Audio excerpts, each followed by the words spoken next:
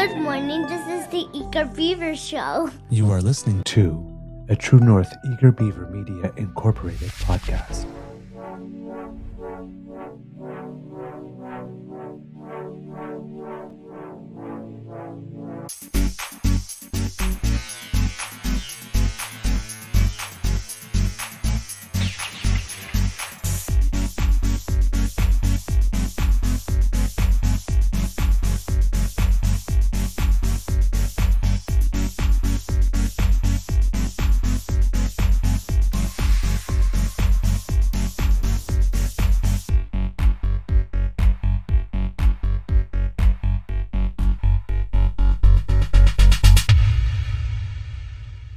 The True North Eager Beaver podcasts are proudly brought to you by our founding sponsors, the Misfit Mysteries from Corvid Moon Publishing, your source for science fiction, fantasy, and cozy mysteries featuring a broad diversity of characters, CanadianTarot.com, your uniquely Canadian online eclectic tarot community, and the Peppermaster, hot pepper sauces made from farm-fresh ingredients to thrill your taste buds and expand your mind.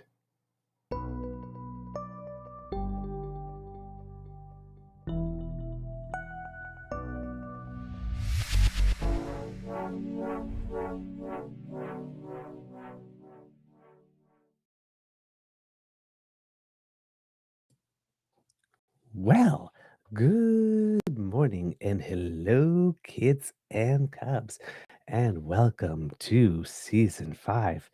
And I believe it is episode number 755 of the Daily Beaver Morning Show. Always 100% Canadian. Today, recording day is Tuesday, October 7th, 2025. And right now, it was a very nice morning here at the Beaver Lodge. I was outside a little bit, getting a morning breath of fresh air before doing the show. But according to the weather report, within about an hour or so, it should start raining. And it looks like if the weather forecast holds true, that we will be getting something close to like 18 hours of consecutive rain, and in a decent quantity that could be such we would get more rain in the next 24 hours than we got in the last 2 months total. Yeah, the ground is really thirsty. We got less than 10 millimeters in September. There still hasn't been 1 month all this year where we've got more than the average monthly. So it's really terrible here how little rain we've got. It's not showing too much, but I swear if we had to sell multiple summers like this, it would be pretty bad. But like during the summer, there was a whole month where the grass was just yellow and crunchy. The raspberries were not happy at all. They didn't really take. Just given that there wasn't enough water. The peppers never grew. There was not enough water. The corn didn't grow. Not enough water. So, especially just for like a little, hobby garden. So yeah, it's been the lack of rain has been concerning. So even though today is a potential tennis day for yours truly, because I don't have any rehearsals today. It's going to be rain, but I'm actually welcoming it, and I won't be so sad because even though it could be a tennis day, it is going to be a curling day for yours truly. The curling season starts officially on Thursday night, and we have a little opportunity to have practice ice. And I bought some new curling shoes last year at the end of the season that I haven't had a chance to try on. So I'm definitely going to give those a little test today. So I'm going to be meeting most of the members of my Monday mornings seniors club. Well, Monday mornings, Monday daytime seniors club. And we're going to get a practice in together. Great group of guys. Love them very much. And I very much enjoy playing with them. So it'll be our 3rd year together as a unit.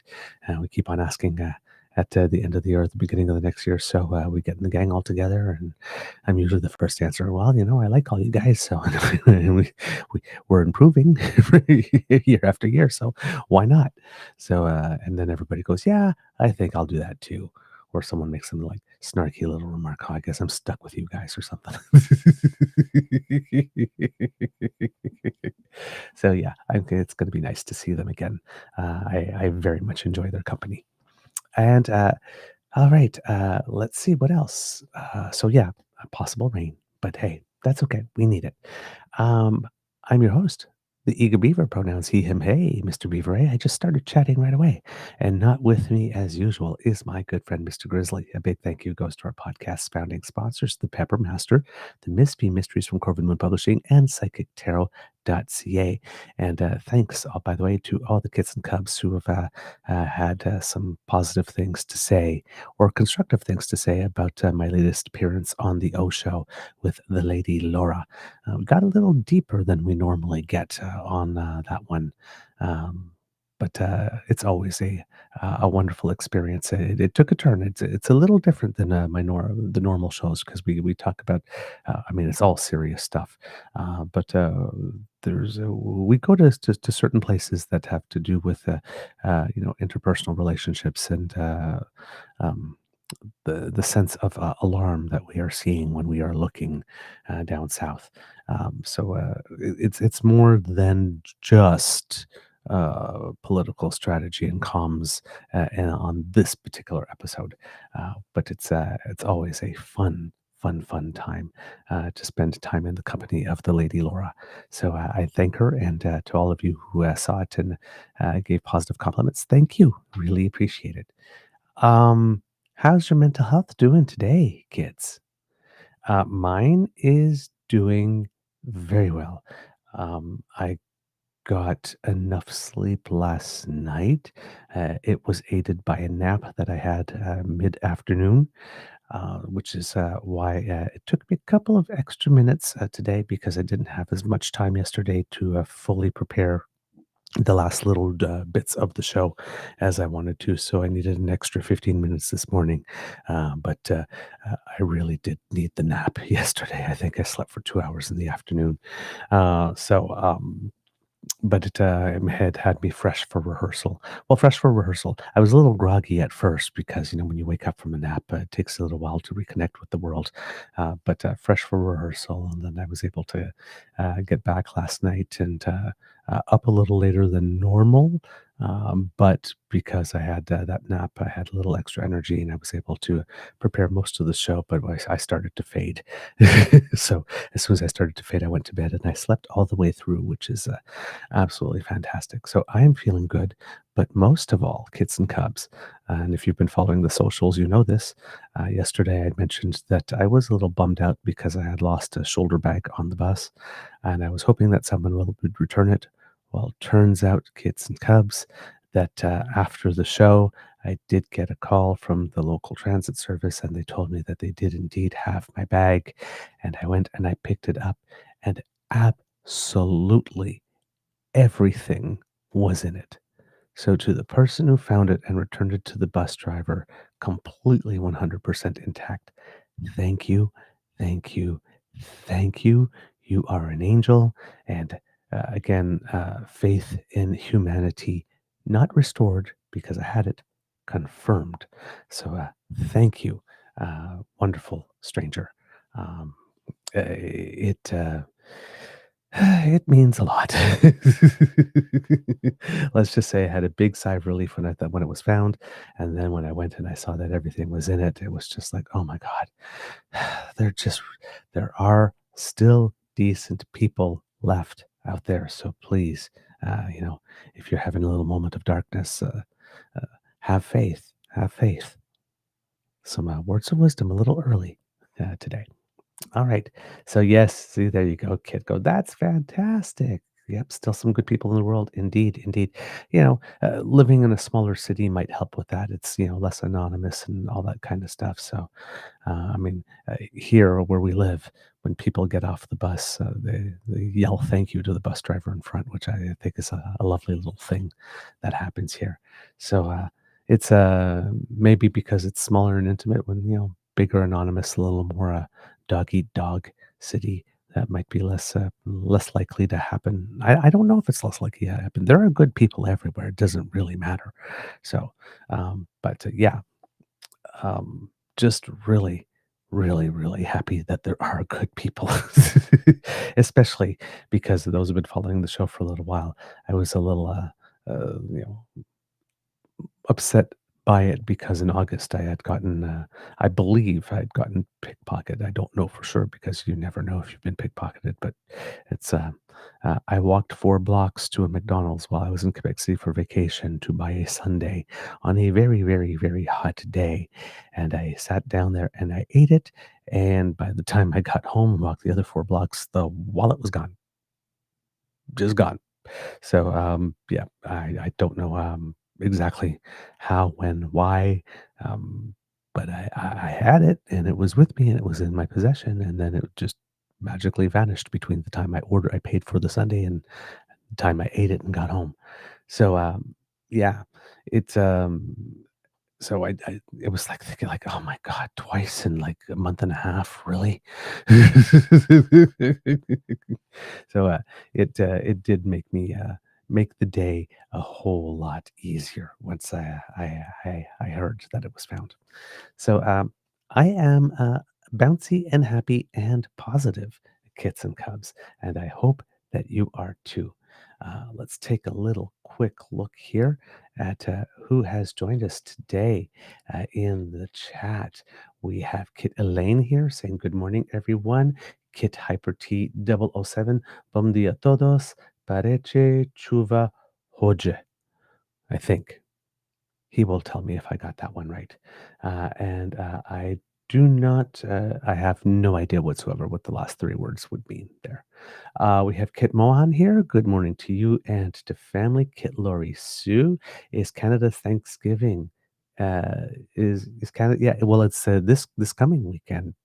Is it? Yes, 7th. Yeah, yeah. This coming weekend. So yeah, we're having people over. So it's yeah, it's coming up. It always coincides with your Columbus Day, I believe, if I'm not mistaken. Um, but it's either around Columbus Day or it coincides with the Columbus Day or somewhere around there. Canadian Thanksgiving does. We have Kit Wishful here saying, "Good morning." Yes, and good morning to you. Kit Swanky Frankie is here, uh, saying it's his 3rd month anniversary at work, officially hired and past probation period. Woohoo! Oh, so yeah, except that financially, it is not as um, uh, fulfilling as his previous situation.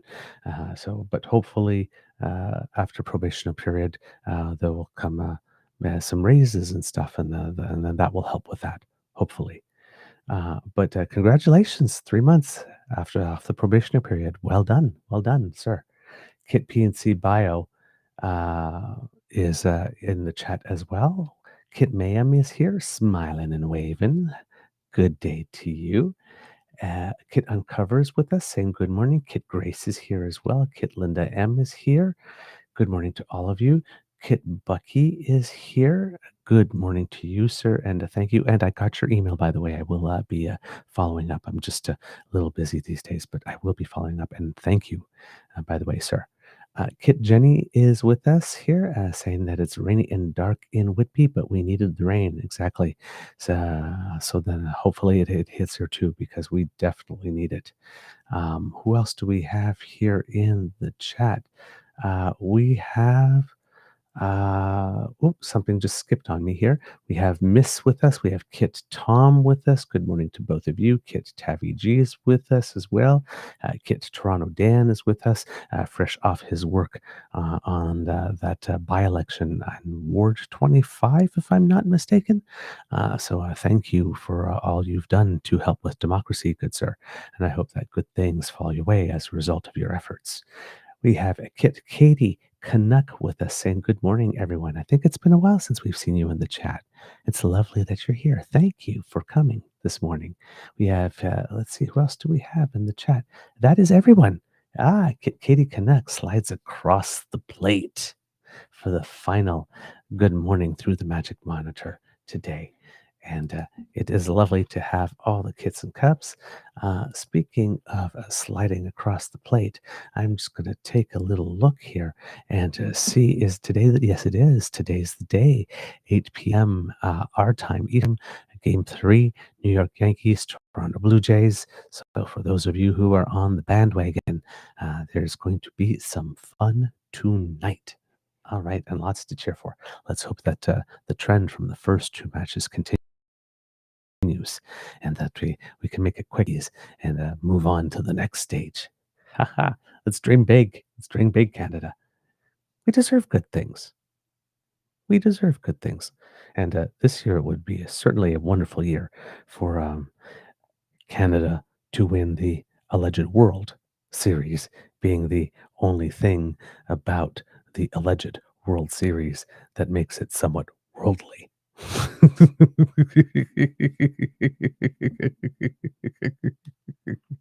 Eh, and I'm sure it would make a certain person that I'm thinking of uh, r- rather unhappy that all those American teams with all that money weren't able to win quote unquote America's pastime, the big trophy from America's pastime. There would be a little bit of Schadenfreude. I again, I can't help myself. I'm petty. It might be the first time I've wanted someone, uh, a baseball team to win the championships. Uh, uh, Not only because I would want the team to win, but the bonus is that I get to be petty as well.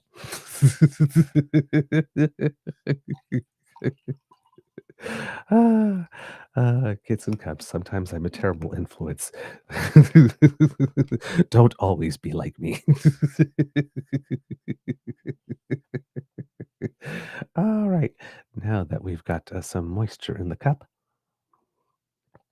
let's get on with the show. Uh, Kits and Cubs. Oh yeah, we have Kit Linda MC and the key speed camera story with Doug Ford. Yeah. Hopefully we'll have some time to get to that today. That's yeah, really interesting. Yeah. I was gonna say, you know what? Start with. I was gonna say, you know what? Let's start with it and have some fun since we're having fun already. But I don't have the story drawn up, and you'd have to watch me search for it. So I'll keep with the regular show. But Kit Linda, please, before the show ends, in the chat, do remind me if there's time. Because I was wondering what the deal was with that with Doug Ford.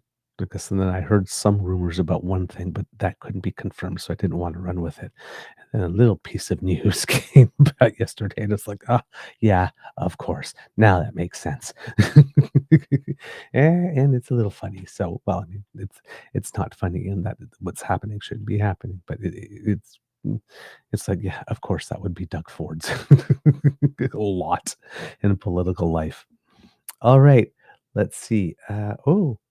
Kit Toronto Dan says, I made a bet with an American spacer from New York City. If the Jays win the series against the Yankees, I get to co-host his next space. Ah, now that's a fun bet. Good on you. That's a way to get into it. That's a way to get into the spirit. Good stuff. Good stuff. I like that. I like that. Okay, kits and cubs.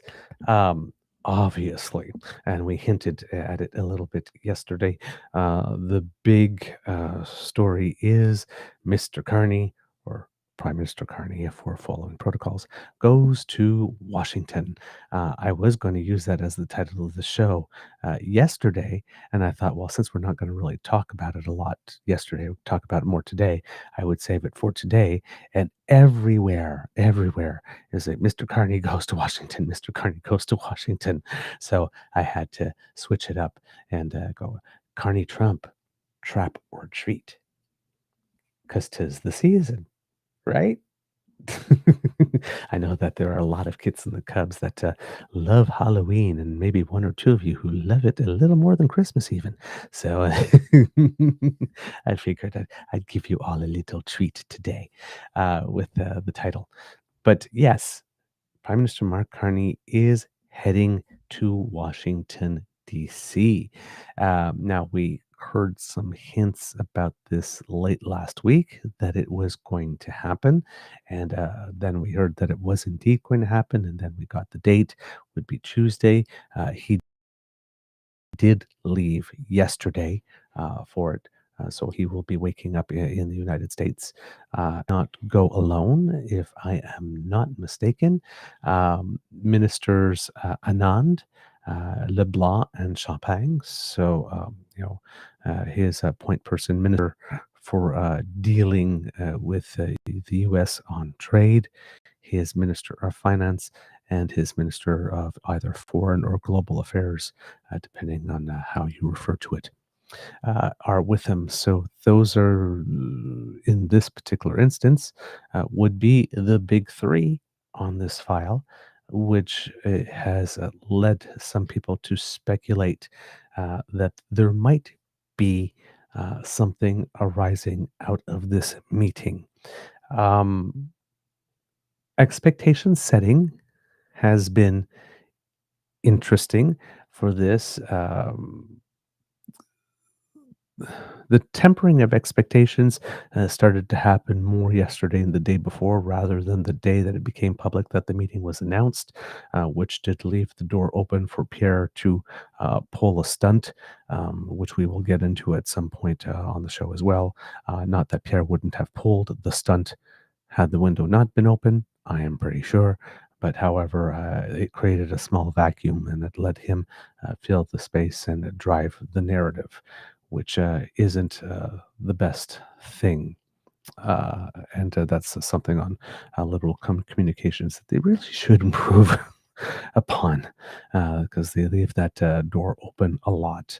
Either they're not connecting, visibly connecting the dots, or making an announcement that something is happening, and then just letting that announcement stand and not having anything else too much behind it in order to either set expectations, or to propose an initial frame uh, by which this should be discussed. And that's one of the things that Pierre is very good at, is putting a frame on something and then setting the terms on which the discussion is going to be had. And it would be, I think, the prime minister. Again, it might be a boardroom thing, because in a boardroom you need to say things once, and somebody notes it down, takes minutes, and everybody agrees, or if there's a vote, and people start working on it. But for the court of public opinion, uh, the rules are a little different. Let's just put it that way. Saying it once is sometimes not enough, or just saying it doesn't necessarily make it obvious to everyone else what all the connecting dots are. And just saying it isn't the frame, right? It's you have to say it, and why does it matter, and why should I care? Really, those two things have to be there. And okay, well, and in these days in politics, well, what can we expect as well? Um, so it would seem that, according to anonymous sources, CBC News and Radio Canada is reporting that Trump extended the invitation to Carney. It started with an informal verbal invitation when the leaders met in New York City on the sidelines of the UN General Assembly in September. Follow-up conversations between Canada and the US teams formalized the date for Tuesday. Um, Sources see the moment as an opportunity for Carney to improve his relationship with Trump after a tumultuous summer. Trade deadlines passed without new agreements. New tariffs have been imposed on Canada, and there have been difficult moments in the relationship, including Trump's outrage over Canada's digital services tax. Um, so that's according to sources here, from CBC News and Radio Canada, as brought to us via iPolitics here today. But this is Katie Simpson herself from CBC, that's describing the summer as having been a little more tumultuous in her reporting here. Um, uh, The media are not naming the sources, of course, as they are not authorized to speak publicly about sensitive matters. Um, let's see what else we can hear. While the sources all characterize the ongoing trade talks between Canada and the US as positive, there remains a nervousness that comes with Trump related events, given how unpredictable the president had proven to be, and hence the title to the show. Typically, this nature would include the announcement of finalized agreements or plans, but we know with Trump that's not necessarily the case, right? They just had a big leader to leader summit with Putin in Alaska, and there was no real finalized agreements or plans that came out of that. Right. So again, the normal things that we can expect for these types of meetings don't normally happen, and the amount of preparation that usually goes into these types of meetings don't always happen either. The sources speaking to CBC News and Radio Canada are cautious when discussing goals, given Trump's unpredictable decision making. The sources feared setting expectations only to see an unexpected reversal, and I believe that that's very wise in terms like you know let's say, for example, there's some speculation about this, that there will be some movement on steel tariffs, perhaps aluminum tariffs as well, but steel tariffs, let's say. If the federal government had announced on Friday we're going there because we made some progress on steel tariffs, and maybe we'll have something to announce on that, we hope. And then Trump hears that, has a bad weekend, and says, hey, you know what? Since he already made it public that we're going to be talking about steel tariffs, let's fuck him over and not to do that, right? So, uh, probably saying as little as possible pre-meetings is not a bad idea. The part where they may have failed, however, by not saying so much was, I saw some pundits making some comments that they could have said, well, we've been talking and talks have been going. We've been making some progress. We've got at a stage where the two leaders should meet because, as with President Trump, it's really uh, no matter what comes before, it's the leader to leader discussion that really determines whether or not something is going ahead. So we're at an inflection point where these types of discussions need to be had. We don't expect to have any major announceables, and but we're continuing to do the work, uh, making sure that we get to the best possible deal for Canada, and leave it at that. And then if there is an announceable, well, then, oh my God, well, look, we made so much progress that here is a bonus, and frame it that way, which allows people to frame it as a win, uh, in a bigger win than it would be because you set the expectation that, uh, not going there seeking to come out with a major announceable, and you got one anyway, right? Which would definitely throw Pierre for a loop. Be it, so you want to do that type of preparatory work in these types of situations, and that when the announcement started circulating around Thursday or Friday of last week that this meeting was going to happen, that part wasn't added on it, right? Why are we meeting and what are the expectations? That came later. That's the part that allowed Pierre to fill in the void and saying, well, gee, I hope he comes back with a win because my God, he's the one that promised that he was the magical guy who had the powers to get that done. And well, he hasn't brought back a win so far, as if, you know, rerun short pants could probably do better. I mean, his idea, he is still saying in the press, well, I would try to negotiate a tariff free deal, which is really stupid because one, Canada has never had a tariff free deal with the United States at the best of times. Number one. And number two, as far as we can tell, the only allegedly tariff free deal allegedly on the table is for us to join the United States and become its allegedly cherished 51st state. So unless Pierre is telling us that he would present into the awful office face down, ass up, no lube, um, to get that tariff-free win at the expense of our sovereignty, um, he doesn't have anything, right? And the other part of this, of course, is that it's not only enough to have a plan with Trump, because when you have a plan with Trump, well, you still have the Trump element. And we always say that no plan survives first contact, but that is especially true with Donald Trump. So having, Pierre basically telling us he would try to negotiate a tariff-free deal when there isn't one on the table.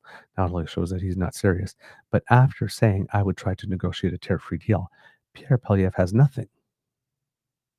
What would he fight for? What would he not fight for? What would he accept? What would he not accept? How would he go about it? And what if you can't get a deal with Trump? What if a deal's not possible? What's our plan B? He doesn't have any of that either, right? Whereas with Mark Carney, we do have a plan B, right? We are trying to negotiate the best deal with the United States as we can because geography, right, makes it such that we kind of have to at a certain point. But we are looking elsewhere when we were rerouting because should things not improve with the United States, and they could not improve with the United States up until midterms or for the full 4 years with Trump, or depending on what he does, if he decides to try and stay for longer than that, if Trump goes, but Trumpism survives, and uh, it's ingrained enough that this is now a new normal. It could go on for longer than that, so we need to have a plan B, right? Not just say, I would negotiate a tariff free deal and assume that you would get it and have nothing else on the table to offer. So Pierre doesn't have anything. Whereas with the prime minister, we do see that there's a plan A and there's a plan B, and there's probably even a plan C somewhere down there because central bankers love contingency plans. So in that sense, we see the dual tracks that he is pursuing, and that's why Pierre is working so hard at saying that Carney is not only a failure with regard to his trade policy with the United States, but Carney was a failure when he was in the UK as well, which we've debunked. That is not true. And then at everything else as well, with going to Europe and Asia and South America and all that, and trying to open up the doors for increased trade there. In those instances, Pierre's strategy is always to diminish. Oh, it's just a contract. It's just activity. It's just right. So those are the two tracks. But everything is to chip away at the image or the impression that Mark Carney is the person for the job. And the thing that Pierre is not realizing, and maybe a lot of people don't think of, is it because it takes two to tango, right? Mark Carney can still be the guy for the job, the best guy for the job, and can still ultimately end up being unsuccessful because you have a partner on the other side of the table that just does not want a deal. We've said it on the show. Trump and Danielle Smith are very similar in that they would prefer to have the drama than to have the deal. Because drama they can milk in perpetuity. A deal, well, you've agreed to something. Again, not that that has stopped Donald Trump because he said that the Cosmo deal was the best deal ever negotiated in history. And, well, here we go. 4 years later, he's not happy with it. Or 6 years later, or how many years later after we negotiated, he's not happy with it again. So, even that, the fact that you said something was fabulous, the best thing ever, just a few years before, and you turn around and you go, nope, don't like that anymore, doesn't really matter in that particular political arena. So, you know, Pierre is doing the best he can, I guess, with what he's got. The problem is that because of his blind spot and because of his predetermined strategy of just debasing everything and being Canada's abusive boyfriend, it doesn't leave him with a lot of plays. If he decided to opt for a little more nuance, he would have more avenues, right? He could actually show himself trying to be helpful, genuinely trying to be helpful. And when it doesn't work, he can turn around and says, well, I did my best. He couldn't get it over the line, but it's not because we didn't help. And there'd be another avenue, but he doesn't choose that, right? Because Pierre is who Pierre is. So we have that. But so Prime Minister's going. It's at the invitation of the President of the United States. And how would I put it here? I'm trying not. Uh, I'm trying to be sort of middle of trying to go down middle of the road here. um,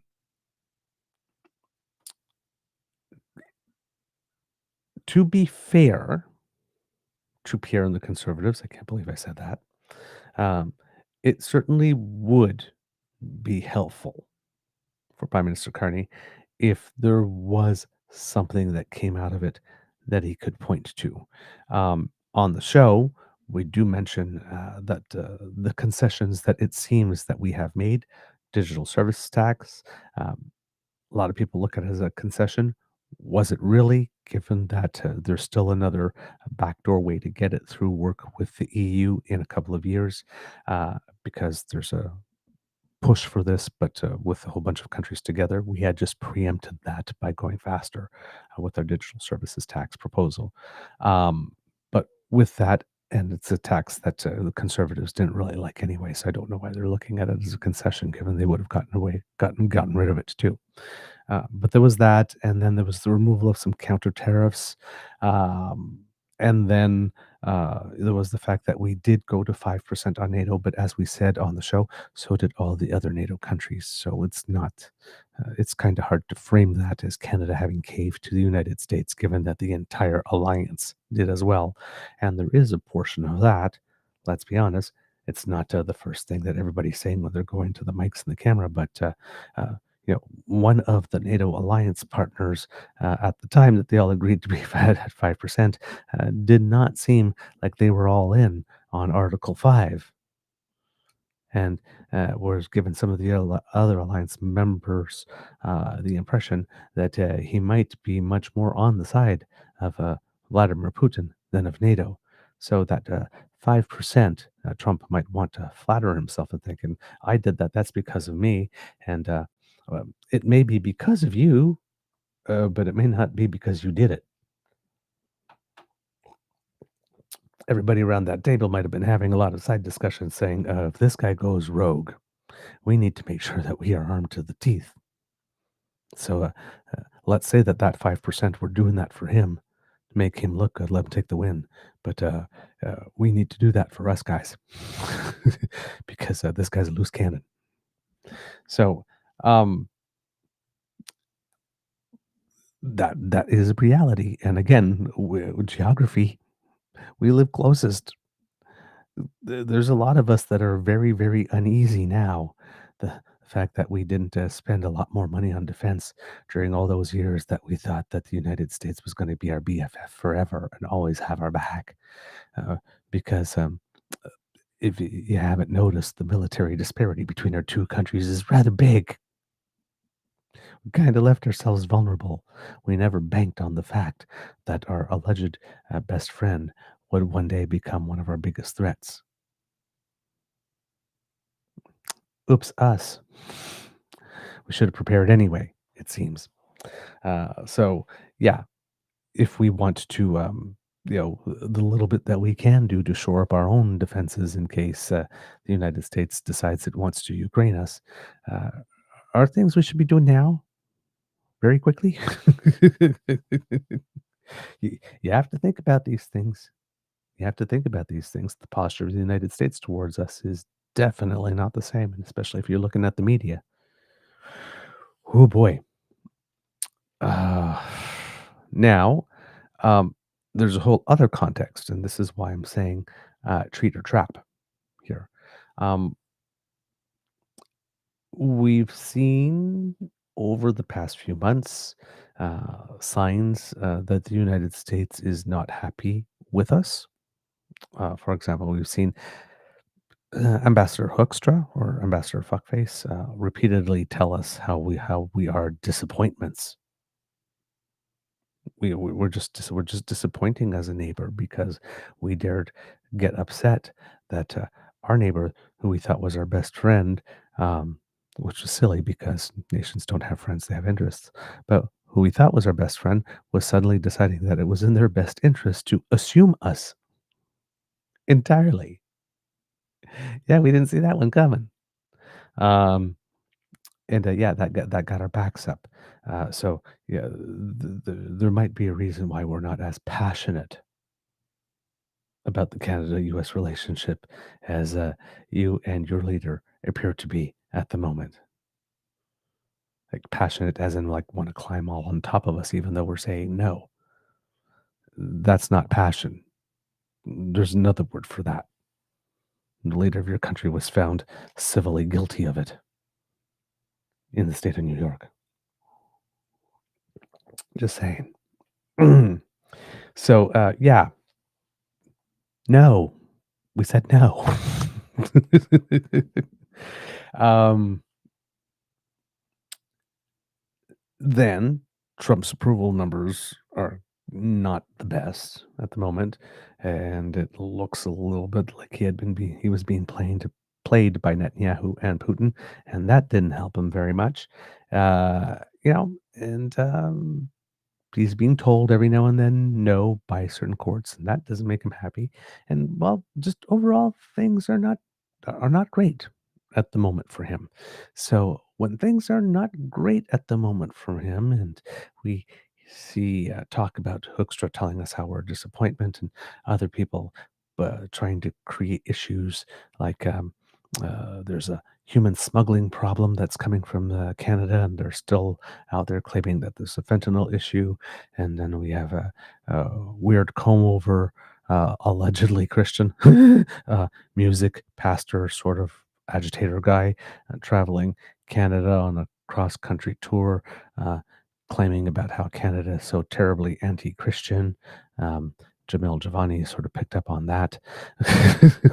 But he had been doing that, working that beat himself before that, and then running to the United States to run and cry to Donald Trump how he was so persecuted in Canada. Um, you look at all those things together and you think, oh, okay, we watched what's happening in Ukraine. That's kind of how it started, isn't it? Making all those cases about all these people up in that other country who have traits in common to ours, and living under this terrible tyranny in Canada, and maybe we should liberate them. There's a little talk about that during the convoy as well, right? That kind of talk tends to make people nervous. So um, that has a lot of people wondering, oh, all of a sudden, all these things are going wrong. All of a sudden, we also decided to show that we had our own foreign policy by supporting, uh, announcing support for the Palestinian state pending certain conditions being met, and that didn't go over very well with the White House as well. So this is all that is happening, and Donald Trump gives Mark Carney a call and says, "Hey, why don't you come over for a visit?" Right? Much like when Donald Trump reached out to Justin Trudeau after he had been reelected and said, "Hey, why don't you come out to Mar-a-Lago for a visit?" And Justin Trudeau did, and everybody was assuming, well, gee, he's the first leader of the G7 to get the newly elected president's ear. He must be in. And then soon after that, we started getting the governor talk. Right? Was a setup. Was a trap. Donald Trump used the opportunity to say, I told him to come, and he came on his hands and knees, and then, and then look what I did to him. And then we've seen him try that, uh, a little bolder versions with President Volodymyr Zelensky, who appears to have survived it, and South African President Cyril Ramaphosa, who doesn't appear to have been too damaged by it. Um, and then Mark Carney had his first visit to the United States, and we were all holding our breath. And it went better than anybody could expect. And then Trump came to the G7, and we were all holding our breath. And Trump was rambling a little bit, and Mark Carney did a little stick save to stop the president from embarrassing himself a whole lot more, and that a little press opportunity from going off the rails. And then Trump left a day early, but only had nice things to say about Canada. Still has nice things to say about the prime minister. Last we checked, is a good guy. Apparently, they have a nice texting relationship. So, while the relationship appears to be till now between them two to be positive, which could be a sign that we would build a little hope on for something to be good coming out of this meeting. But then again, it's Trump. We don't know. We never know because it's Trump. We just never know.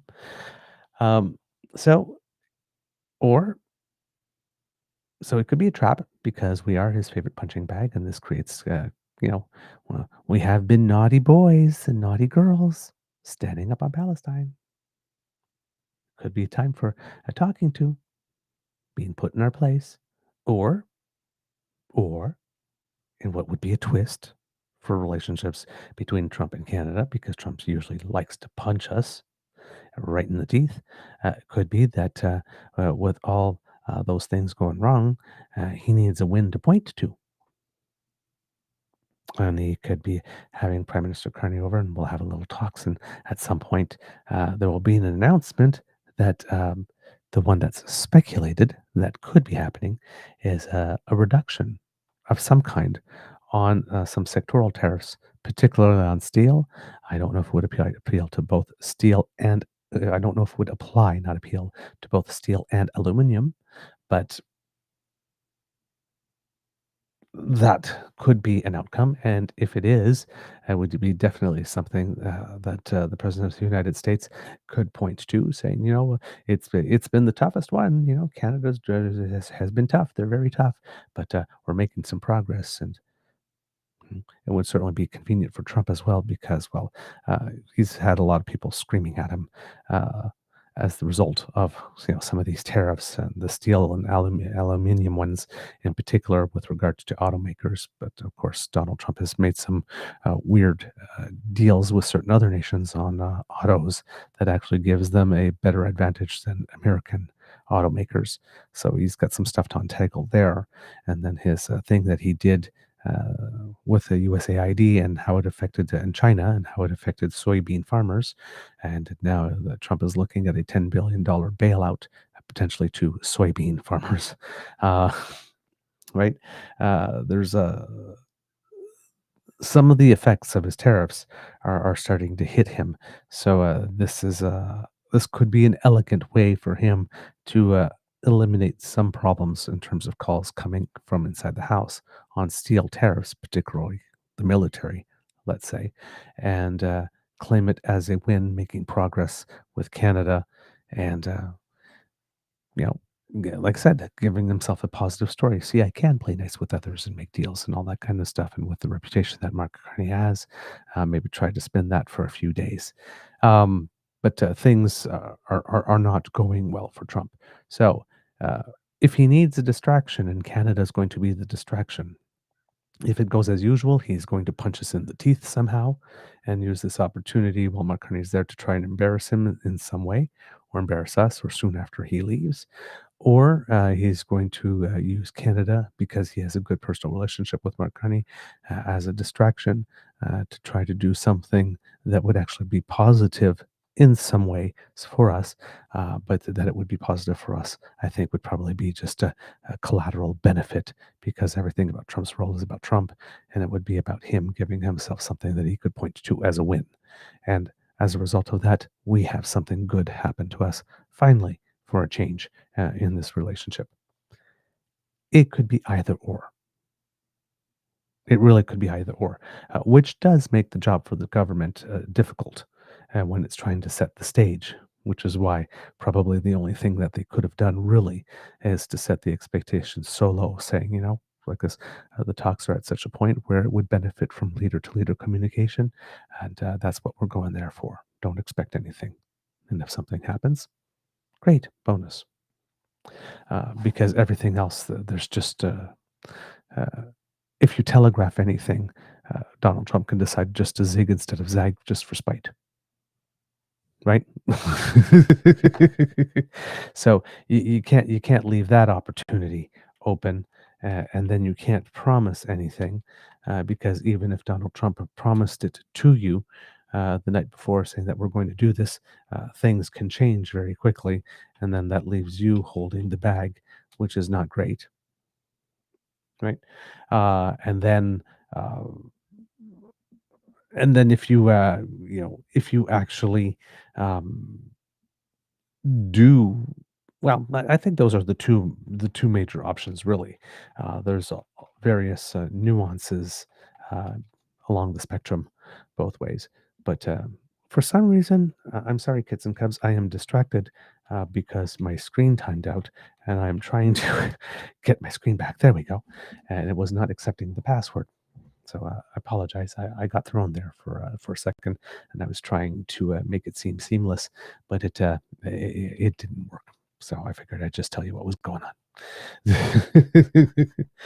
All right. So in that light of what could this situation be, noting that it could be pretty much anything, and how do you prepare for pretty much anything? It's very tough. According to all of this, there's also another context going on that is making things tough for Trump, in that the United States has been repeatedly showing us how it intends uh, to make America great by punching itself in the dick.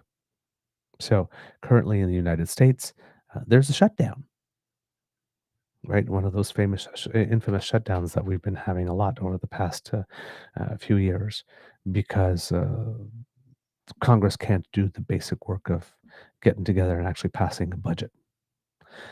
In this case, in the United States, um, because of the allegedly one big beautiful bill, a lot of people had their health care benefits cut, and right now the enrollment period for the ACA or Obamacare is underway, and the Democrats would like a lot of the health care things that had been removed in the one big beautiful bill be passed, because the bill needs 60 votes.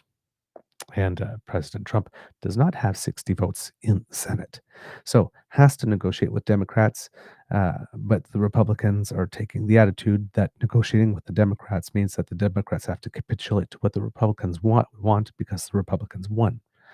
And the Democrats this time, because often they do, have decided not to play ball. So while the Republicans are out there blaming the Democrats for the shutdown, even like putting it in all their communications, and even some of the employees that they furloughed, some of the employees that they furloughed that wrote their own out of offices messages have discovered that their out of office message has been replaced by words from the Trump administration putting out there blaming the Democrats for the shutdown. But the Democrats control neither house and none of the three branches of government. So there's a big gaslighting operation going on. They know the deal is not good and that the people don't like it. And word on the tweet is that there are certain Republican senators that would be happy and are working with Democrats on ways to correct some things about the one big beautiful bill, to bring some of the health care benefits back, especially Republicans who are in swing districts. Are not are certainly going to lose their seats once it becomes clear that so many people have lost their Medicaid benefits or otherwise. Um, Obamacare premiums in some places are set to go up 117% year over year. Um, in a country where affordability is an issue, that's not going to go over well come midterm time as well. So Trump has been creating some problems for himself there, which is another reason why he might need a win, and to lower those sectoral tariffs, so that would lower prices as well. So, like I said, it's not for us; it's for him. But while he's doing that, he's also announced other tariffs, right? There's an extra 10% on lumber happening. There is, I think it is a 25% on wooden cabinets and vanities, that is rising to 15% starting January 1st. And even with this, when they're talking about a potential reduction on steel tariffs, uh, in the social media post, on Monday, Donald Trump said that he would slap a new 25% tariff on medium and heavy duty truck imports on November 1st, which would particularly impact a company in Quebec. Uh, they, they're not really integrated in the sort of regular auto manufacturing chain, but this is a one of in terms of a medium and heavy duty truck imports or products. It is what they do indeed produce, and some are saying that this was particularly designed to target that, given that people in the United States know. Um, how much of Mark Carney's personal popularity and ability to remain as prime minister depends on the seats he has in the province of Quebec. So that seems a lot of people are saying that this seems one that's particularly tailored. So while he might be getting ready to give to us with one hand in terms of the steel tariffs, if that happens, uh, he's already setting up how he's taking with the other, right? Um, but again, this will also affect the United States. So the like I said, Trump is not setting the conditions for himself in order to be able to have the outcomes that he wants at the end of the day. Um, I believe that um, um, over the last little bit, if I'm not mistaken, there was a statistic that I had put aside here. Uh, it was can't find it off the top of my head. God darn! I wish I should have put a better note on that one. I'm sorry, kids and cubs. But it was about the total amount of money that the United States has taken in. There we go. I found it. American consumers are now facing 17.4% average tariffs on goods, according to the Yale Budget Lab, which is a nonpartisan think tank. That means that the average U.S. household is spending $2,300 more annually than they did when Joe Biden was president on the same goods. This is a tariff level or tariff tax or import tax for the United States that matches levels not seen since 1935. And under Biden, the average tariff was 2%. So affordability was one issue that brought Donald Trump into office. And while again, the average tariff, global tariff on all goods combined coming into the United States was 2% under Biden, it's now 17.4%. So that is a huge. If we were doing Pierre sort of numbers, uh, that's it grew by 900% almost. 900% increase in the level of tariffs on goods that Americans are paying. So, but really, it's 17.4% total. Again, that's a large. That's like going from a 2%.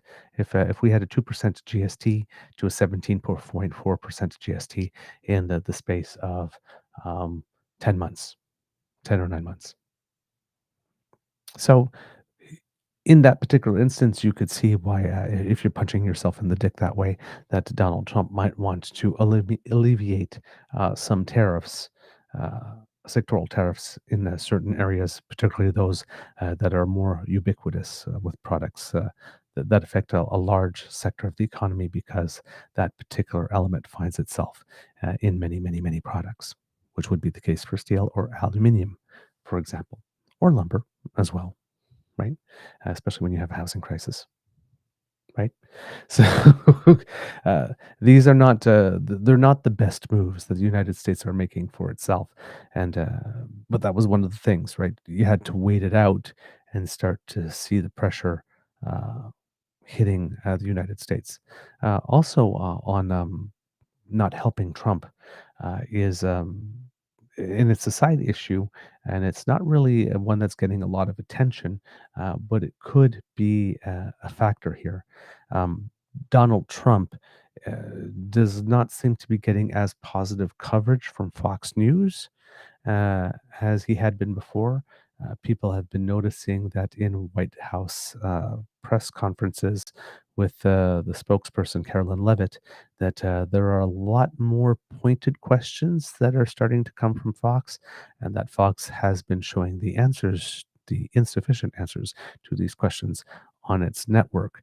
It seems that there is a spat going on between Murdoch and Donald Trump in particular, and that part is not really new, but given that certain policies that he has put in place, as we've repeatedly said on the show, break the golden rule of particularly Republican politics, and that golden rule is don't fuck with very, very, very, very rich people's money. And Donald Trump appears to be doing that. And it seems that Mr. Murdoch, word on the tweet is not particularly happy with that. And that explains a little bit of the change of the tone of the coverage for Donald Trump on Fox News. And that might be playing into some of his decisions as well.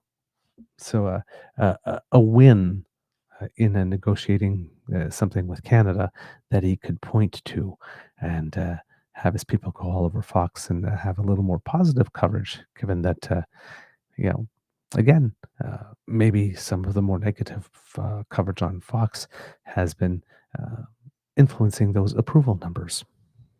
Right. And another thing that we've said on the show is in the United States of America, while Fox News is not particularly all that great at the news part, well, actually, I should correct that. The 1 hour of actual news that they do, they are decent at it, but the rest is opinion. But the one thing that Fox does do very, very, very well and has a great reputation is public opinion polling. Right. Fox was the first decision desk in the first election that Trump allegedly won to have declared Arizona not in Trump's camp. And that did not make Trump very happy. And we had all the lawsuits and all that kind of stuff and the audits. And it turns out that Fox had been right the entire time with that. So one of the things about Fox that you can look to with a certain level of confidence is its public opinion polling unit. And so, yeah, if the numbers are not great there, that might be another reason that Donald Trump might be looking for a win on this file. So, yeah, big things coming up here with the United States. It's definitely going to be a critical day, no matter what eventually emerges from it. For you on this subject, kits and cubs, have a couple of clips. Hopefully, they will play well this morning. The first one is of former Ambassador David McNaughton, um, former ambassador to the United States, David McNaughton. When he's talking about he gave an interview and was talking about expectations there, and I've related some of that stuff in the sort of setup discussion here. But in it, he also talks near the end about the need for patience, which is something that Pierre Poilievre doesn't have much of. As we mentioned on a previous show, right? When you don't really have anything to attack a government, one of the things that is usually a safe one is to say, not fast enough. You're not doing it fast enough. You're taking too much time, which is where Pierre pretty much is at the moment, which directly is opposite to the need, exactly the opposite thing that you need if you're in a situation that requires patience. And here, the former ambassador makes the case for why it is that patience, uh, rather than Pierre's fetish for expediency, might be the better option to follow. So here we go, kids and cubs. Former ambassador of Canada to the United States, David McNaughton. Deal with Donald Trump. He's being criticized by the Conservatives, saying your promise to win was the win. But, you know, since he was elected, steel and aluminum tariffs have doubled. There's more tariffs coming on next week on lumber. So I know these things take time, but how should Canadians view this on the outside when the tariff rates seem to be going in the wrong direction rather than in the right direction 6 months in? Well, I think if we were the only country in the world that was getting hit by this, then I think, we'd be, we'd have justification for being concerned. Reality is that many of the goods that are covered by the USMCA, CUSMA, whatever, are actually still flowing and getting in tariff free, and we've got an advantageous situation. Now, if you're a steel worker, that doesn't help. But I think, as I say, the easiest thing is to do a bad deal quickly. I mean, we were under a lot of heat when I was in Washington, from people to do something quickly. We were under heat to, establish a quota deal under the, steel and aluminum tariffs. We resisted it and ended up getting a better deal on both. And so I think, as I say, if you're a steel worker or you're in the auto sector and everything else, I can fully appreciate and if you're in the opposition, of course, you're going to try and, say whatever you're going to say to make the prime minister look bad. But I think it's always easy. It's always easy to do a bad deal. You just shouldn't do it. That's all. Former Canadian Ambassador to the United States, David McNaughton. We always appreciate the time and the insight, sir. Thank you. No problem. So there, yeah, it's always easy to make a bad deal. Fetish for expediency will definitely do that. So yes, making the case for patience. And like I said, in this particular instance, when we kind of became clear to us that Trump doesn't necessarily want a deal because he prefers the drama, our strategy had to change and definitely arcing more towards patience than expediency was definitely the move that was required at this particular time. Now, in another interview that the ambassador gave, I think this time with CTV, he's mentioning another aspect of the negotiations and what to say, a potential point of leverage that we have the United States that I hadn't necessarily thought of myself. But once the ambassador said it, it did make a lot of sense to me. So this is with regard, because we're talking about the economics, but it's economics and security. And this point here, I think it's in the latter half of the response, contains a sort of what I say in French, la question qui tue, or the question that kills. And it has to do with our links on defense and security. And I just thought that this was an interesting angle. Again, that's not getting necessarily a lot of press. So here we're going to set this up for you here. And there we go. That is the ambassador. And here's his thoughts. Those tariffs are being imposed under Section 232, which says that imports of steel, aluminum, and I guess lumber also are a national security threat to the United States. I think that in order to deal with that, we need to actually have a serious discussion with the president about defense and security, not just about military spending, although that's really important, but also about things like critical minerals, which Canada has lots of. And I know the United States has been exploring taking positions in companies that have got critical minerals.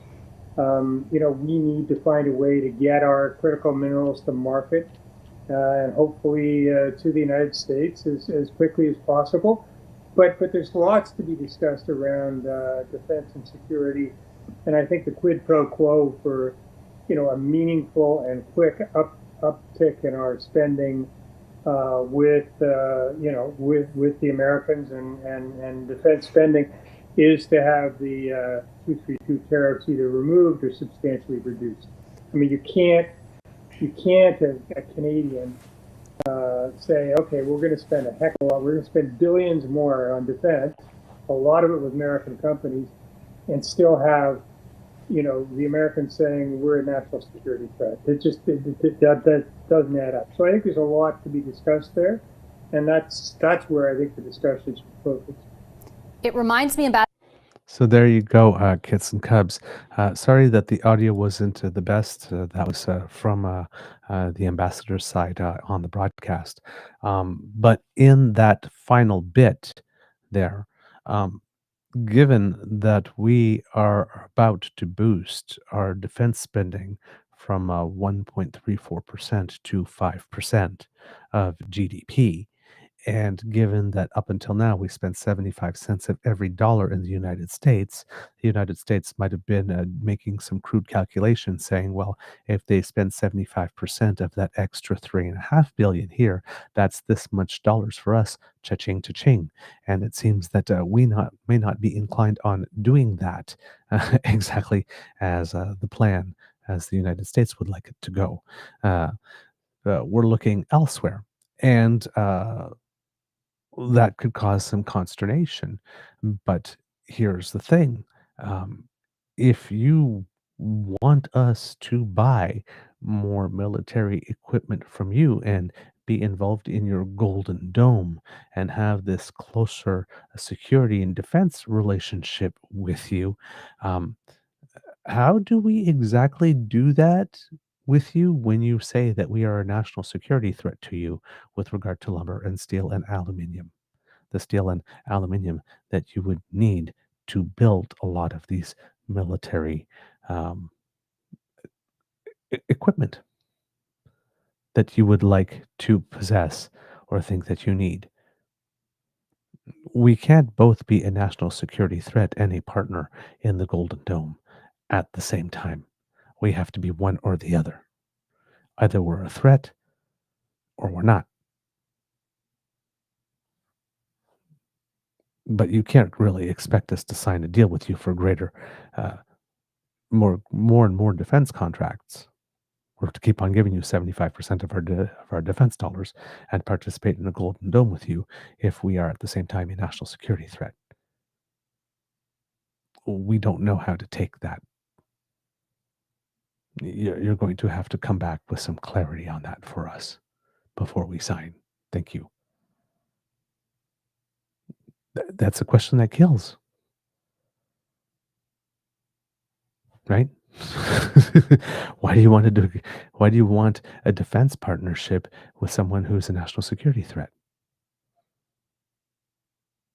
Make that make sense to me, and maybe we can talk. It's an interesting card. It's an interesting card to be played, indeed. All right. Let's see what else we have on that front. There was a great another discussion on CPAC yesterday with two political strategists, Stevie O'Brien and Jordan I'm going to say Paquette, or it could be Paquette, I guess. Again, I'm not sure how they pronounce their last names. And yesterday's experience showed me that I can't necessarily rely on the announcers to actually have it. Um, but on this one, I think with regard to expectations and things of the like, uh, these strategists had two views on reality that are interesting. Of course, one more conservative, one more progressive. The conservative one, uh, there are the typical things in it. Well, not typical things. There are several things in it that would you would expect someone that sees things through a more centrist lens would initially bulk at. But there's also a couple of good things in there. It's not so hyper partisan that there aren't elements of value uh, in there. So I'm going to present this to you. Might be in a couple of chunks. Uh, because there was a core thing that was good, but the more I was listening to it, what they were saying after was building on it and was still good and very valuable. So I might present this to you in chunks rather than in one just full block, depending on how good my memory is to be able to address what it is that they spoke about in the clip. All right, kits and cubs. So again, very interesting conversation here between two politiologists on what is going forward. So making sure that you guys are set up. There you go. That should bring that on the screen. And here we go. Because they haven't to this date. Mm-hmm. Do you think the elbows up strategy has to change, or that parlance dropped altogether? I think the elbows up was primarily in response to the 51st state rhetoric, which has largely died down. I know it sort of popped up again last week, but I think that was Canadians feeling very national pride and concern that there might be a threat to sovereignty. So I think that's where that primarily came from. Secondly, the trade war started I think the whole world thought this might be a bit of posturing. This might be political talk, it might be showmanship, and that Trump was just kind of doing, performative.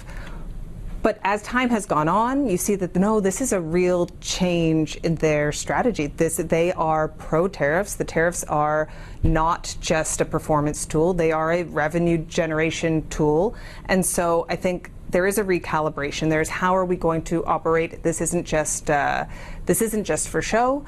This is the new reality, and we're going to have a different tactic. And we're seeing a pivot there. Recalibration, as you say, which actually brings me to Pierre Poilievre, because in the interview he gave, 2 weekends ago to Vashti Kapellos, whose name I can say because she's my friend. He basically said he would still be working towards a zero tariff trade agreement. But, who really believes that is possible with this Trump administration so committed to tariffs? Well, you have to work on it, and you have to make that case and convince, especially in some of the, Stephen Harper was really good about doing this and getting some of the softwood lumber tariffs dropped back in the Bush administration, also negotiating things with the Obama administration. Sometimes it's that quiet diplomacy that you do behind the scenes. When he went down, it was much thinner delegations that they would normally take, as opposed to Carney's probably taking the big plane with Prime Minister Carney's taking the big plane with tons of journalists and tons of staffers and cabinet ministers. So I think it's part of that style is a little bit different too. But just because we don't think something Trump might go for something doesn't mean we can't try. And it was the Prime Minister himself that said he was the one during the election that could get the deal, and I think largely was elected on that case. Yeah, well, it's interesting because it's almost a difference in strategy, right? Because on the one hand, you have Pierre Poilievre saying, I'm still going to push for a zero tariff deal, and now we're hearing from the government side, lowering expectations, saying we'll see what happens slowly, cautiously. What would you say to that, Stevie? So before we go into this response here, so in there, you did hear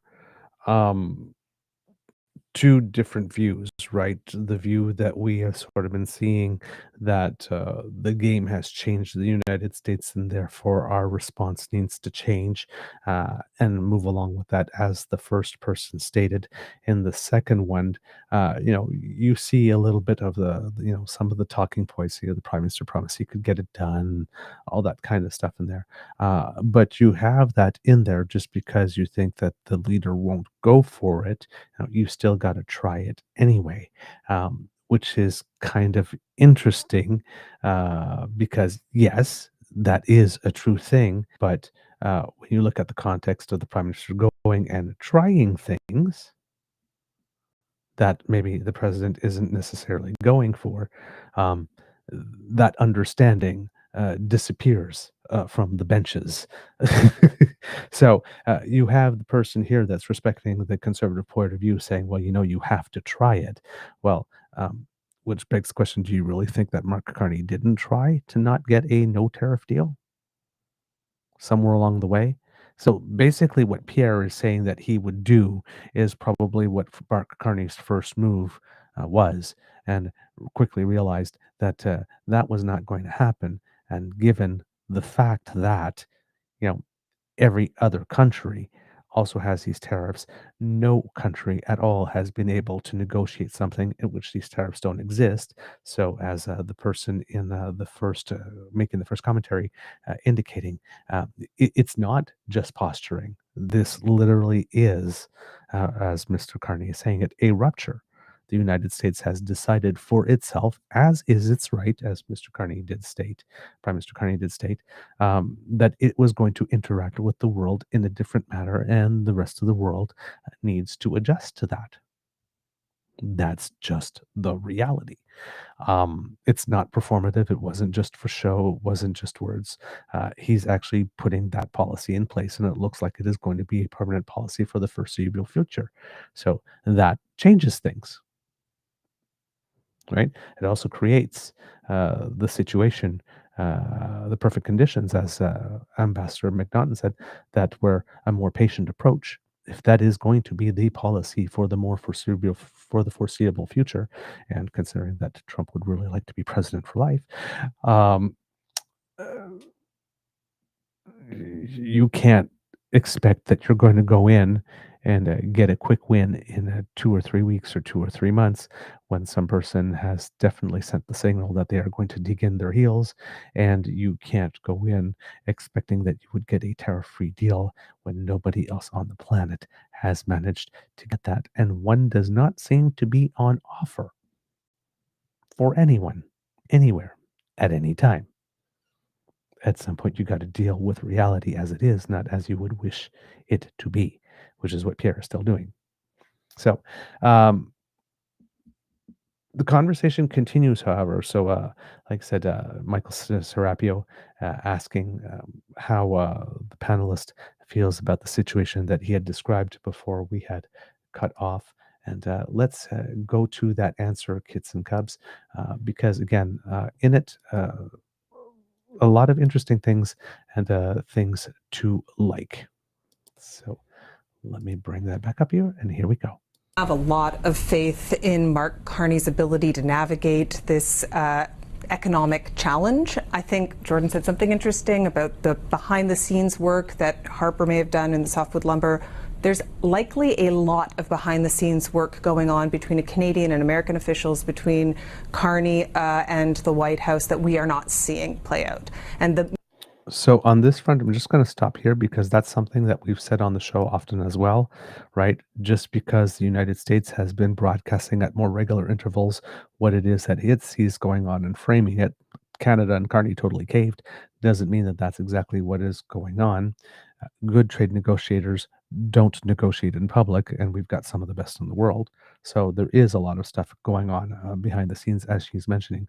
But also on the softwood lumber thing, that was the thing that he had mentioned that caught me. When he said when Stephen Harper managed to get the softwood lumber tariffs dropped, and he said, like, he went in with delegations that were less flashy. It is always very important to remember that the true context of that claim is not so much that Stephen Harper managed to get the softwood lumber tariffs dropped. It's not what he did. Reminder, we had been debating this and fighting this at trade tribunals, international trade tribunals, for years and years and years, and we finally got to the last level of appeal. And we had argued the case, and everything had been argued, and we were just waiting on the verdict. And that verdict, it was expected that it would go our way, just like all of the ones before that got us to this point that the United States kept appealing, kept on losing on.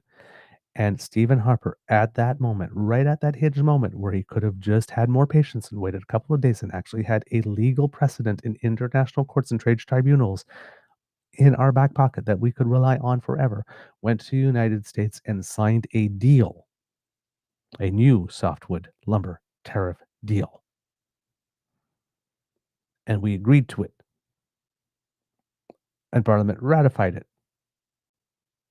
And a couple of months after it was in place, the United States found another reason to find a problem with this deal, creating another reason to impose tariffs, and setting the legal process, multi-year, well over a decade legal process, back to square one, because there was an entirely new deal that made all the other legal cases moot And because we didn't wait for the precedent, we had nothing to rely on. Those are conservatives who did that.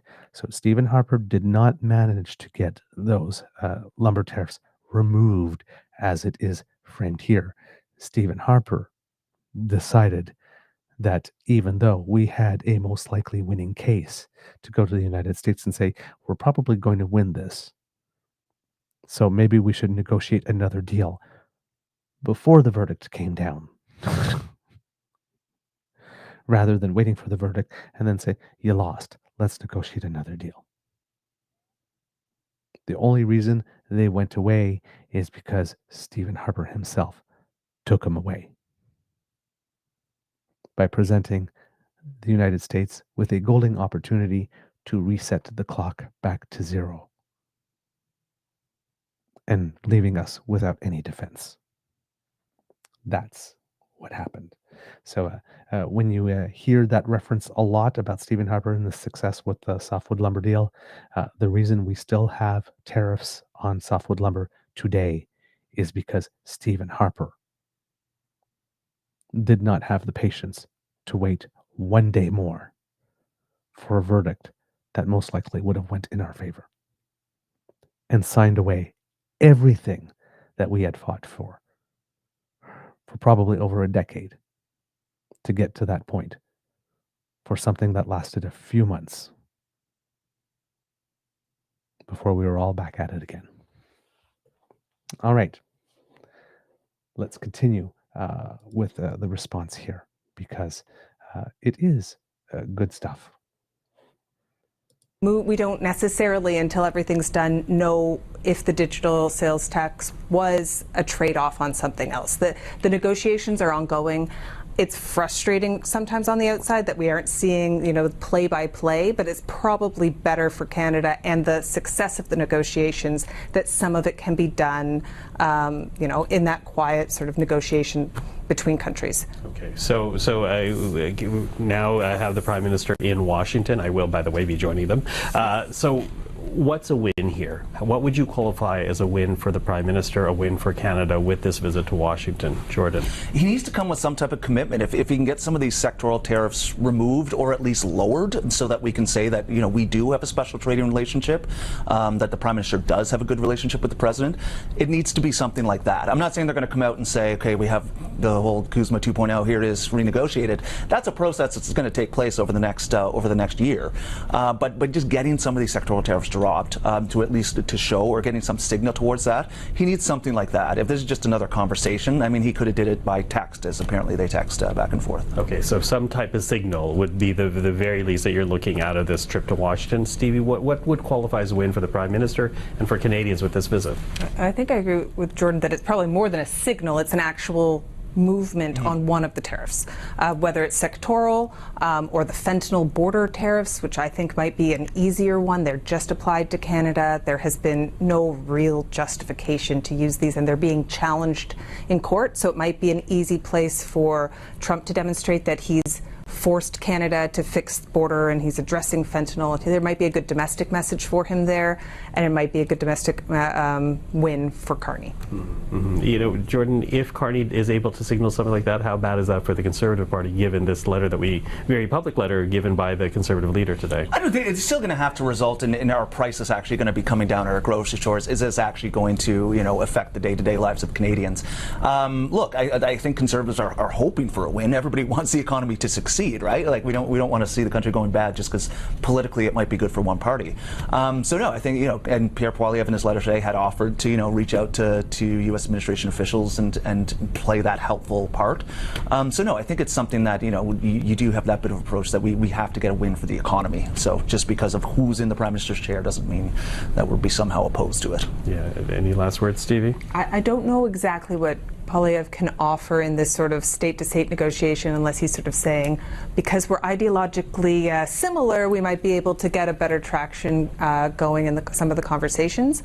I think that's a politically dangerous place to be in. I can't imagine that any of that will actually happen. But again, if we were in opposition, I would expect that the Liberal government would be saying, or the Liberal opposition party would be saying exactly the same thing. It's very difficult when a major issue is a foreign affairs issue because opposition parties have less to do and less impact. Yeah, and more so with this administration, because the negotiations, where last time senators and Congress people seem to have influence on the administration, this time around it seems very much a top-down kind of exercise in Washington. Yeah. So anyways, listen, Stevie, Jordan, thank you for this. Always appreciate the time. Thank you. Thanks. So there you go, kids and cubs. Some good commentary at the end, and this is why we're saying, that the conservative pundit on policy advisor or strategist on this one, giving his thoughts, wasn't all the way in the bag on this one. You can still see and hear the partisanship pretty clearly. But there's also some temperance in there where he's saying, a win could be getting some of the tariffs removed or a portion of them, and not a full out win, the manner in which Podiev has been claiming it. Right? You don't need the full package. That's probably not realistic. It's a process that's going to take time. And Pierre keeps on saying, that you just need to get a win now. You should have been able to get a win by July 21st. Which is clearly not realistic, right? So to actually see, as Steve O'Brien said, some actual movement would be very interesting in this particular case. Also opening the avenue that while everybody's talking about potential steel tariffs, it could be those tariffs on fentanyl that are applying just to us and that don't really have much of a justification, really. That might be an easier one for the Trump administration to take aside. But of course, then you see the more partisan part from Jordan Peckett when he's stating that, this still needs to have something that's going to reduce the price of things, that's going to affect people in the day-to-day lives. If there's a reduction in steel tariffs, if we are imposing counter tariffs on it, the U.S. reducing its steel tariffs doesn't change prices in Canada. It might give us more opportunity to send more product over, but it doesn't necessarily affect our prices. If they reduce their steel tariffs and we still have the steel counter tariffs and we reduce them by an equivalent amount proportionally, then we're talking about stuff that would be reduced prices in Canada. But in this case, reduced tariffs in the United States could create a situation, depending on how much, that there's a more activity and more demand for our product, which would be a benefit to us as well. So there is that. But stating that his stating that no party or no leader wants to see Canada fail on these, which is a more classic, traditional conservative position, genuinely conservative position, is not something that we know to be true of the current iteration of the Conservative Party of Canada. The Conservative Party of Canada really would like it to go bad for Canada on this one so that they have a better chance. And when we look at the open letter that Pierre Poilievre wrote, you will see that is indeed the case, because it's a letter that sets up the Prime Minister to fail. With Stevie O'Brien then making the point that about the only thing additional that Pierre could offer, that he could really say that he offers, is because he is somewhat ideologically aligned with Trump, that could create a basis for more reaching an understanding more quickly. But Pierre Poilievre is trying to run away from the identification label that he is ideologically similar to Trump at this point, right? So that doesn't, whatever it is that he could use as a sign, as a bargaining chip with the Canadian public to say that he's got some type of leverage or could do a better job, is something, unfortunately, that creates a situation that doesn't help him with his personal branding. because that element of his personality, of his political persona, is such that it is anti-charismatic, repulsive, or repealing to people, and therefore it is not a quiver. It's not an arrow in his quiver. All right. Let's see if I had anything else with regard to that. Oh, yes, of course. The letter that Pierre decided to write. Now, this, um, I couldn't get through the first few lines without busting a gut in laughter because it is just so incredibly silly. The framing right off the bat on this letter is, again, you would think that this guy would be better at this stuff given the number of years he has been at it, but he just isn't. Everything is really ham-fisted and ridiculous, and overdone, over the top.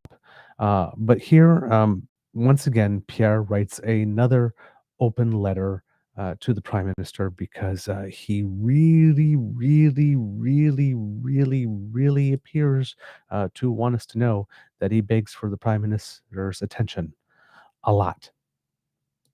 But let's take a look here at what the gentleman has to say. Gentleman loosely here. October 6, 2025. The Right Honorable Mark Carney. Let's see if I can make that a little bigger. There you go. Prime Minister of Canada. Subject: go to Washington and, quote, negotiate a win for Canada. Okay. Already, I am laughing. The subject is a command. Go to Washington and negotiate a win for Canada. And this, I'm going to guess, letter is going to give, at that point when I saw that, I thought to myself, okay, so this letter, I guess, is going to give Prime Minister of Canada, arguably history or the world's most famous central banker, advice on how to negotiate a win, and it's going to come from a guy who didn't manage to negotiate a win in Carleton.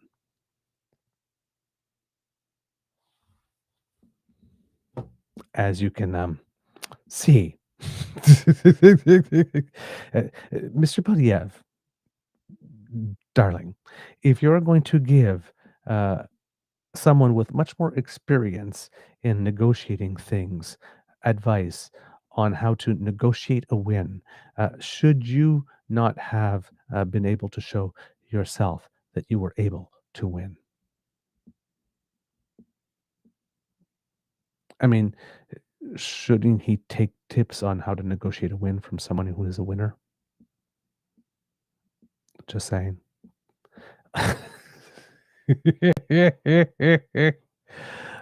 Poor Pierre. Okay. We continue on. And then again, just the smarm in it. Prime Minister, Conservatives will always put Canada first. No, they won't. We restate our standing offer to help you to keep your promise to negotiate a win on tariffs with the United States. That's not a standing offer. If we remember correctly, I think it was in January, Prime Minister Justin Trudeau asked Pierre Poilievre to work his contacts to try and set the stage for us to be able to make our case. And Pierre Poilievre did nothing because at the time his position was, well, there's only one government of Canada and we wouldn't want to create any confusion. Now, since Prime Minister Carney has become Prime Minister, Pierre Poilievre's position is not that there isn't one government at a time, but even though you are the duly elected government, trash everything that you ran on and won and impose our platform and policy program that Canadians rejected instead. And now he keeps on saying that he is willing to offer, but he never actually does pick up the phone to follow through on that offer. Now, does he?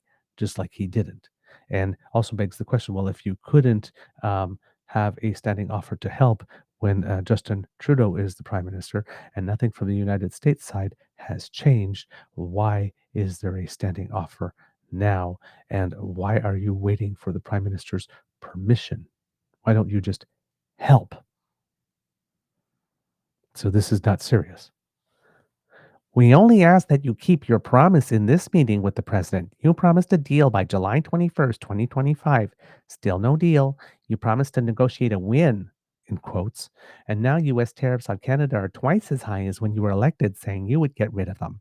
You promised elbows up, but then caved on dollar for dollar counter tariffs, the digital services tax, and more while winning nothing in return for Canada.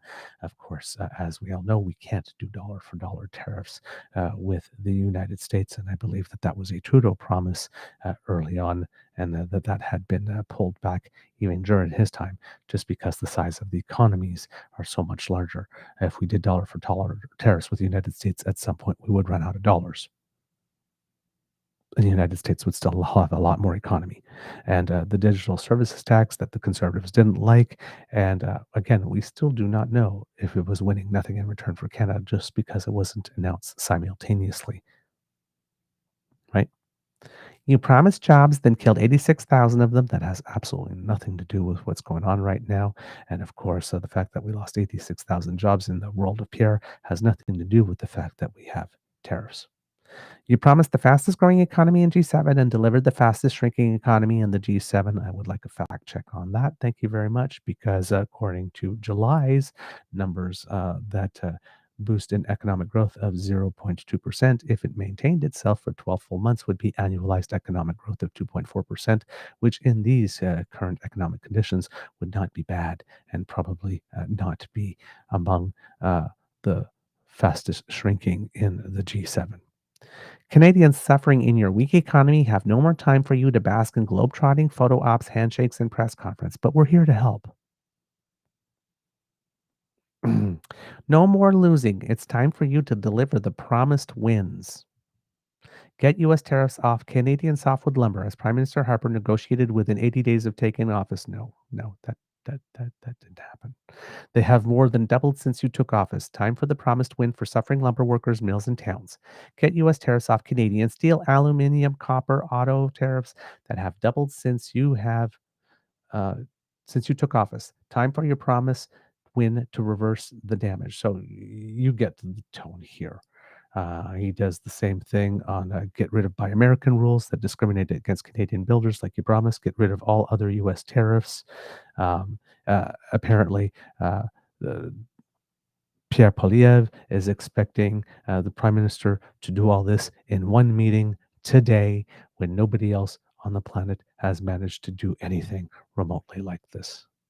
It's a letter that clearly sets the Prime Minister up to fail. So when the other guy says, nobody wants anybody to fail, but Pierre does. Pierre does. Pierre really, really, really, really, really, really, really, really, really wants the Prime Minister to fail. We only expect you to keep your promises. If you only return with excuse, broken promises, and photo ops, you will have failed our workers, our businesses, and our country. Of course, Pierre has decided that he is the one marking the test.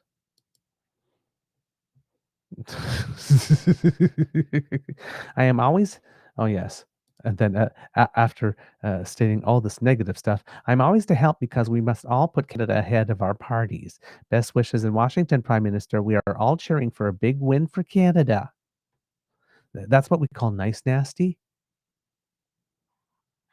I'm always happy to help because we all must put Canada ahead of our parties. Best wishes in Washington, Prime Minister. We're all cheering for a big win for Canada. Kiss, kiss, bish. Clearly not a serious letter. Clearly not helpful. Clearly, there's nothing in that letter. It's like, we're here to help. You must do the impossible this way, and this way, because you suck, and oh yeah, you suck. But hey, good luck. Mwah, mwah. Signed, helpful.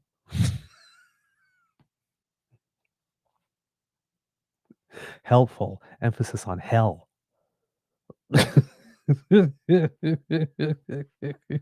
Jeez. What a child. This petulant little child. Of course, it plays well bass, but this is not. Again, if you are a general, authentic conservative, right? Smaller government, sound fiscal policy, strong institutions, that type of stuff. And you see this, you can't sign on to that. You can't sign on to that. You can't think you're being well represented by that party. There's nothing, he's got nothing for you. It's very clear this is a man that's cheering for Canada to fail. This is a man that thinks you can go into a room with Donald Trump and negotiate all these wins, accomplish something that no person has ever accomplished. Over 190 countries in the world, all of them have had the same amount of time since Trump announced that he was putting tariffs to try and get something, and nobody has gotten a deal anywhere close to what Pierre Poilievre is stating is the minimum basis for which that Prime Minister Carney must achieve. Pierre knows he's not coming back with those things. So why write a letter like that if it's not a setup to go, I told you so. My God, you're such a failure. You went for another trip with photo ops and you're still fat, ugly, and stupid.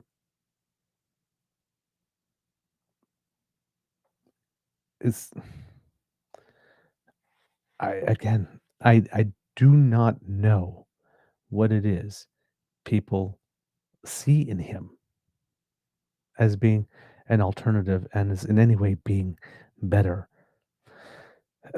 than any previous prime minister we've had, liberal or conservative. I mean, there is nothing in Pierre that makes me think of Mulroney or Clark. And I wasn't alive at the time, but what you hear about other, historically famous conservative prime ministers that we've had in Canadian history. Conservative or liberal. When this, again, just a yippy little chihuahua. There's nothing serious. And it's certainly not helpful in any way, shape, or form. All right, kids and cubs.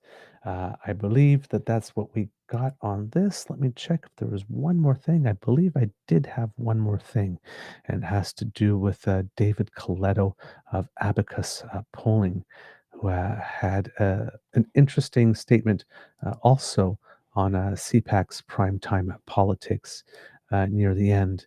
When he's talking about what he sees in that public opinion polling, because as we say, we keep on telling you to look at the aggregators, but Abacus polling has been standing out because it's not one of the highest rated pollsters, but it has a decent enough rating on a 338. But Abacus has been the pollster that constantly, even in the lead up to the election and during the election, showing the conservatives and liberals at their closest, and that is still the case. There's Angus Reid in there as well, and other pollsters have now narrowed. But here, Mr. Coletto has again an interesting point. Some of the things that we've expressed, but putting it together in a very succinct manner to drive home a very specific point that resonated with me when I heard it, and I wanted to share it with you. So, kids and cubs, let's take a look. This is Davis Coletto of Abacus Polling. Okay, so taking all of that, what do you think Mark Carney needs to get done with this Washington visit? Because, crime aside, what happens with the U.S. will affect all the other issues Canadians are prioritizing in your survey: affordability, housing, and the economy. What does Mark Carney need to do here?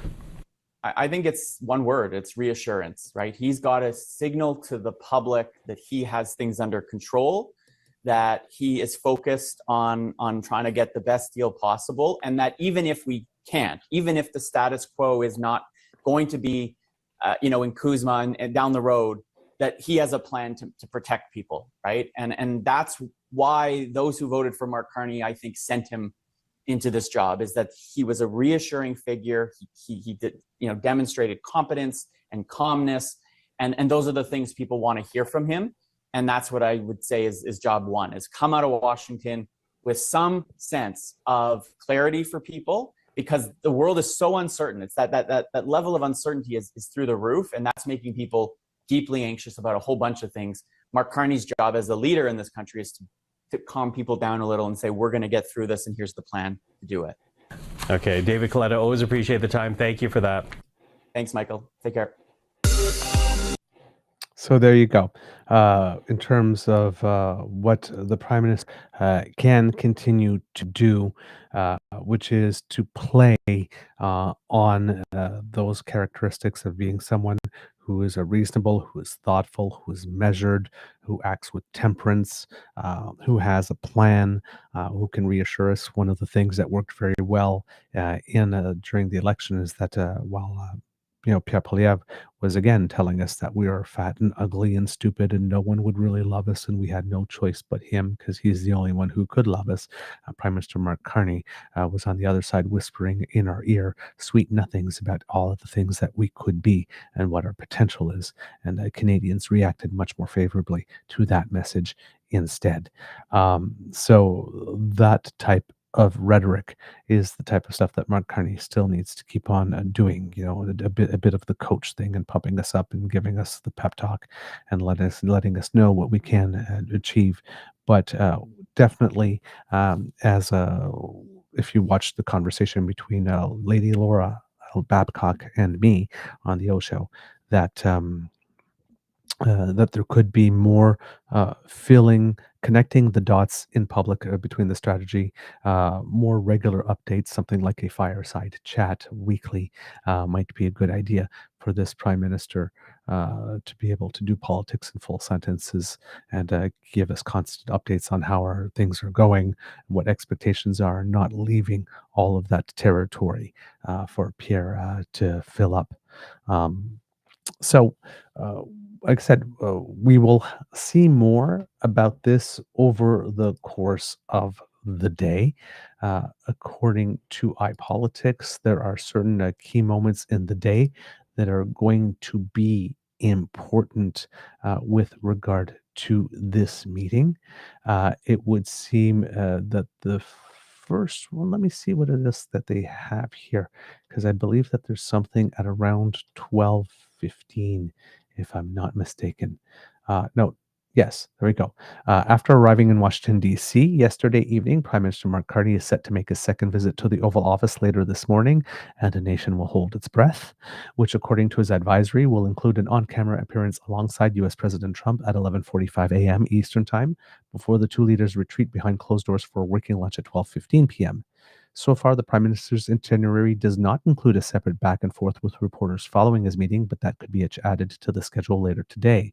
So talk about managing expectations, not scheduling a post-lunch, working lunch press availability, because clearly we are not sure whether or not we are being invited for a trap or a treat.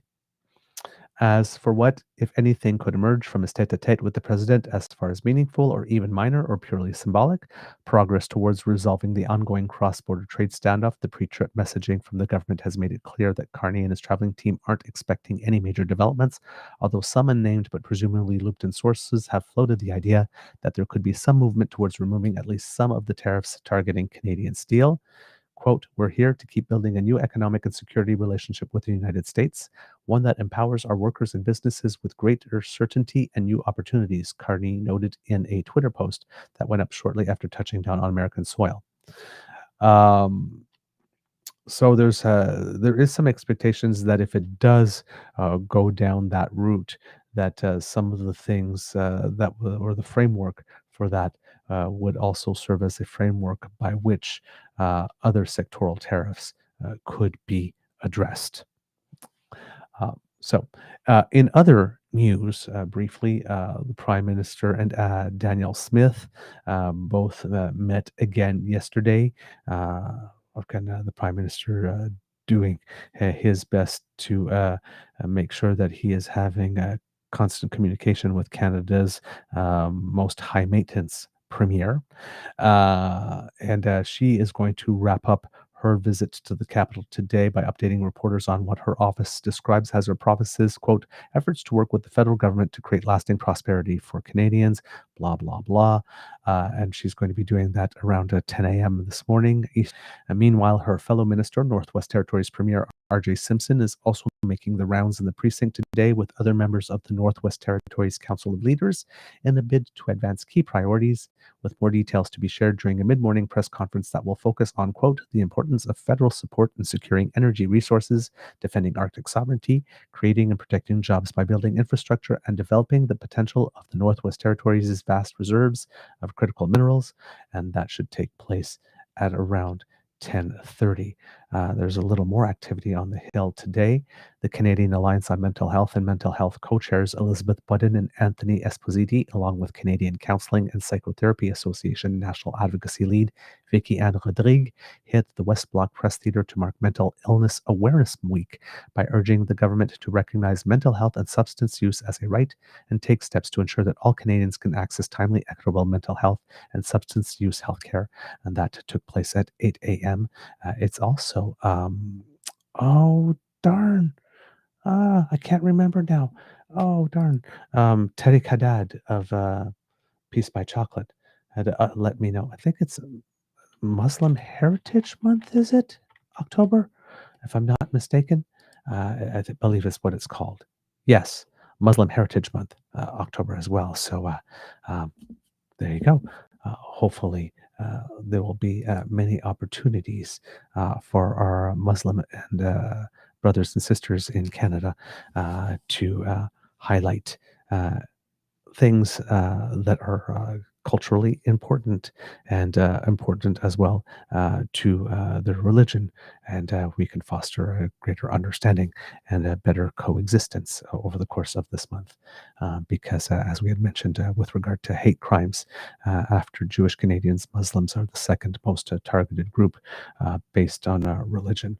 So very important that there is exactly a Muslim Heritage Month here. As well, going on at the precinct here, outside the precinct, Green Party leader Elizabeth May will team up with Kibawik First Nation Chief Lance Haymond at the downtown Ottawa offices near the Assembly of First Nations to brief reporters on the proposed near-surface disposal facility on unceded Algonquin territory near Chalk River, and that will be at 1:30 p.m. Let's see, what else do we have here? There is the new Democrat MP, Elia Gazan, will join our party's interim leader, Don Davies, as well as the Canadian Labour Congress President, B. Brusk, and Canadian Union of Public Employees President Mark Hancock at the CUPE's National Convention in Toronto to highlight Gazan's backbench bid to revoke a controversial provision of the Canadian Labour Code that gives the federal Labour Minister the power to take measures to promote conditions favorable to the settlement of an industrial dispute or difference, including referring any question to the Canada Industrial Relations Board or directing the board to take any measure that the minister considers necessary. And that was tabled last week. That will happen at 12:30 Eastern Time. I'm guessing that has a lot to do with getting the CIRB involved in contract dispute settlement processes there. Let's see, what else do we have? a couple of little tidbits of news, something that won't make Pierre happy, even though it's something that he has been asking about. It seems that the number of temporary worker applications in Canada has fallen in coordination with fines increasing.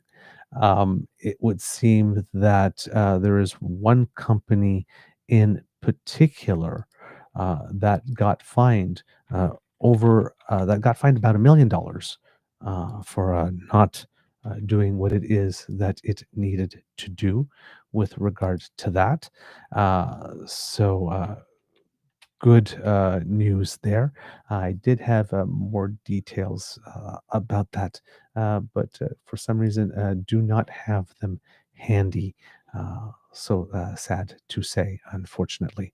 Um, but hopefully I'll be able to get that more to you when we come back after the credits. I'll be able to find that for you because it's quite a dramatic shift, pretty in a short amount of time, and therefore very notable here. There we go. I have it for you. Managed to find it as I was talking. According to the Canadian press, Ottawa ordered companies to pay almost $5 million in the last fiscal year for failing to comply with the rules for temporary foreign worker permits, new government data shows. A new Employment and Social Development Canada report also says that after revised rules kicked in last year, making it harder to get a temporary foreign worker permit, the number of applications made under the program fell by half. That decrease included a 70% drop in low-wage stream temporary worker applications, says the federal government. The temporary foreign worker program is split into low and high wage streams reserved for jobs either below or above the provincial median income. The number of temporary workers actually arriving in Canada appears to be on a downward trend. Government data shows that about 235,000 fewer temporary workers arrived between January 1st and July 31st compared to the same period last year. Employment and Social Development Canada said it collected about $4.9 million in fines for non-compliance in the 2024-2025 fiscal year, compared with $2 million in 2023-2024. So greater than a 100%, about 150% increase in the amount it's collected on fines by enforcing more stringently.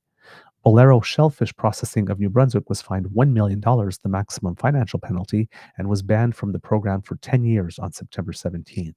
So some of these things are starting to be taken seriously.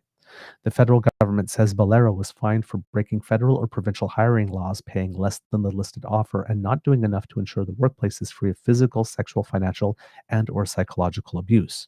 Under the new rules introduced in September 2024, thank you, Trudeau, Ottawa refuses applications for permission to hire someone through the temporary foreign worker program in any census metropolitan area where unemployment is above 6%. There are exceptions to this rule for jobs in certain sectors like agriculture, construction, and healthcare, and for jobs with a duration of less than 120 days.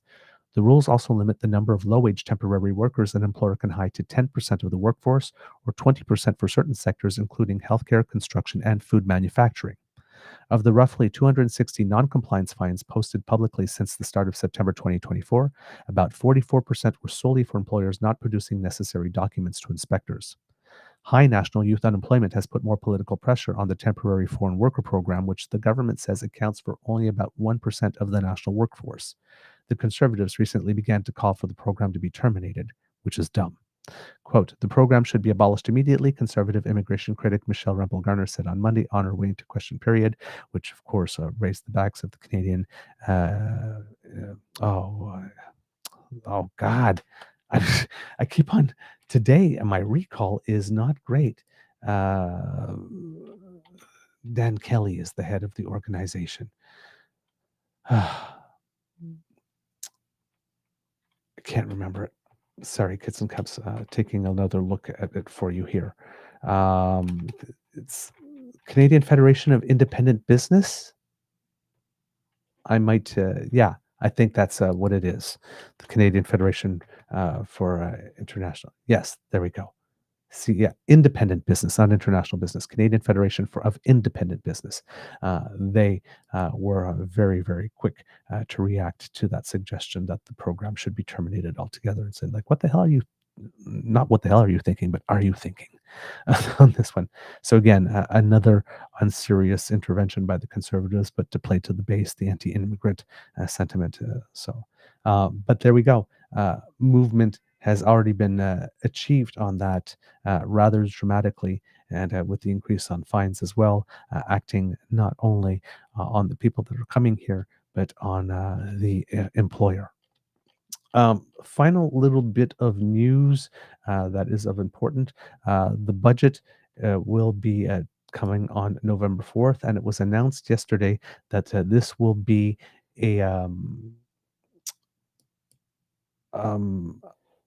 new feature, basically, of the current government, that henceforth the budgets will be coming in the fall rather than in the spring, with a financial update to come in the spring rather than in the fall, as has been the case. This is according to Canada.ca, so this is direct Government of Canada information. The new capital budgeting framework establishes a consistent way to classify spending, including tax expenditures that contribute to capital information, referred here as capital investments, while maintaining pre-existing categories used in budgets and financial reports, drawing on best practices from other advanced economies and adapted to the Canadian context. It sets out clear, standardized criteria to assess whether a given measure qualifies as a capital investment. Under this framework, capital investment is defined broadly as any government expense or tax expenditure that contributes to public or private sector capital formation held directly on the government's balance sheet or on that of a private sector entity, Indigenous community, or another level of government. Within this broad definition, the intent is to focus on capital investments that meet following criteria: whether the funding recipient is required to invest capital formation to receive the benefit, whether the spending encourages or enables capital investment in identifiable sectors or projects. And then, of course, spending that's not categorized as a capital investment would be considered day-to-day operating spending. This would include major government expenditures like transfers to persons, health and social transfers, and the costs of running government operations and services, including salaries and benefits. So that's with regard to be able to present both streams, but the government has made the point of saying that they will present one overall deficit number so that people won't be confused. But that the new approach to budgeting will definitely be something that's here to stay. And it says here, going forward, the government will transition to a fall budgeting cycle starting with budget 2025. The fall timing before the main estimates will improve transparency and facilitate the oversight of public expenditure for parliamentarians. It will also support effective financial planning for federal departments and agencies, provinces and territories, investors and businesses, because right now everybody's presenting them around the same time. And some provincial budgets look to the federal budget to see what's in there to be able to finalize their stuff. So if the federal budget is coming down in November and the provincial budgets are still coming down in April, and the federal government is not demanding that any province change what they do from April, then that gives them from November to April to know what's in the budget to prepare their provincial budgets. And that would definitely make things easier. It seems that there's also a significant amount of nations that I said do again, that do their budgetary process in November, the UK being one of them. So that would bring us more in line with certain other international partners as well. Organizations that rely on federal funding to deliver programs and services to Canadians will also have clarity on available funding ahead of the fiscal year and ahead of the construction season, ensuring projects can get underway without delay. The fall budget will be complemented by an economic and fiscal update in the spring. So it seems that henceforth it's going to be reversed. All right. That's what I have for you here, Kits and Cubs, today. And I think that is all for today. So, Kits and Cubs, we hope that you enjoyed this episode of the Daily Beaver Morning Show because we enjoyed making this for you. Remember, sharing is caring and word of mouth is priceless. So please tell your peeps and poops all about us. We really appreciate it when you do. And I have an itchy nose, so I'm going to scratch. There you go.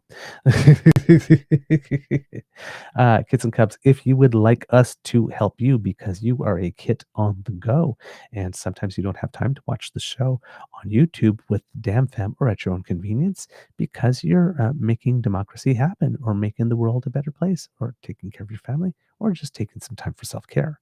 But you want to keep abreast of what's going on in the news. Well, you can, thanks to the generous contribution of the Ray Girl, who sponsors our pod page. So if you are listening, please go to podpage.com/thetruenortheagerbeaver with a hyphen between each one of those words. Or if you are watching, you can scan that QR code. And when you go there and click on subscribe, when we have something fresh off the podcast bandwidth, our ears-only version comes to you. Pop us in your ears. We are lightweight and portable. Take us with you. And that way you can take on the day while also getting your daily dose of beaver, because it's always some good time for beaver, isn't it? I think so. Kids and Cubs as well. If you would like to help us, then please, I beckon you, travel on down to the True North Eager Beaver Media Incorporated YouTube page. That QR code will bring you there and click on our buttons like, share, and subscribe. Kids Elaine and Cassie would approve, and it helps us with the algorithm. So thank you.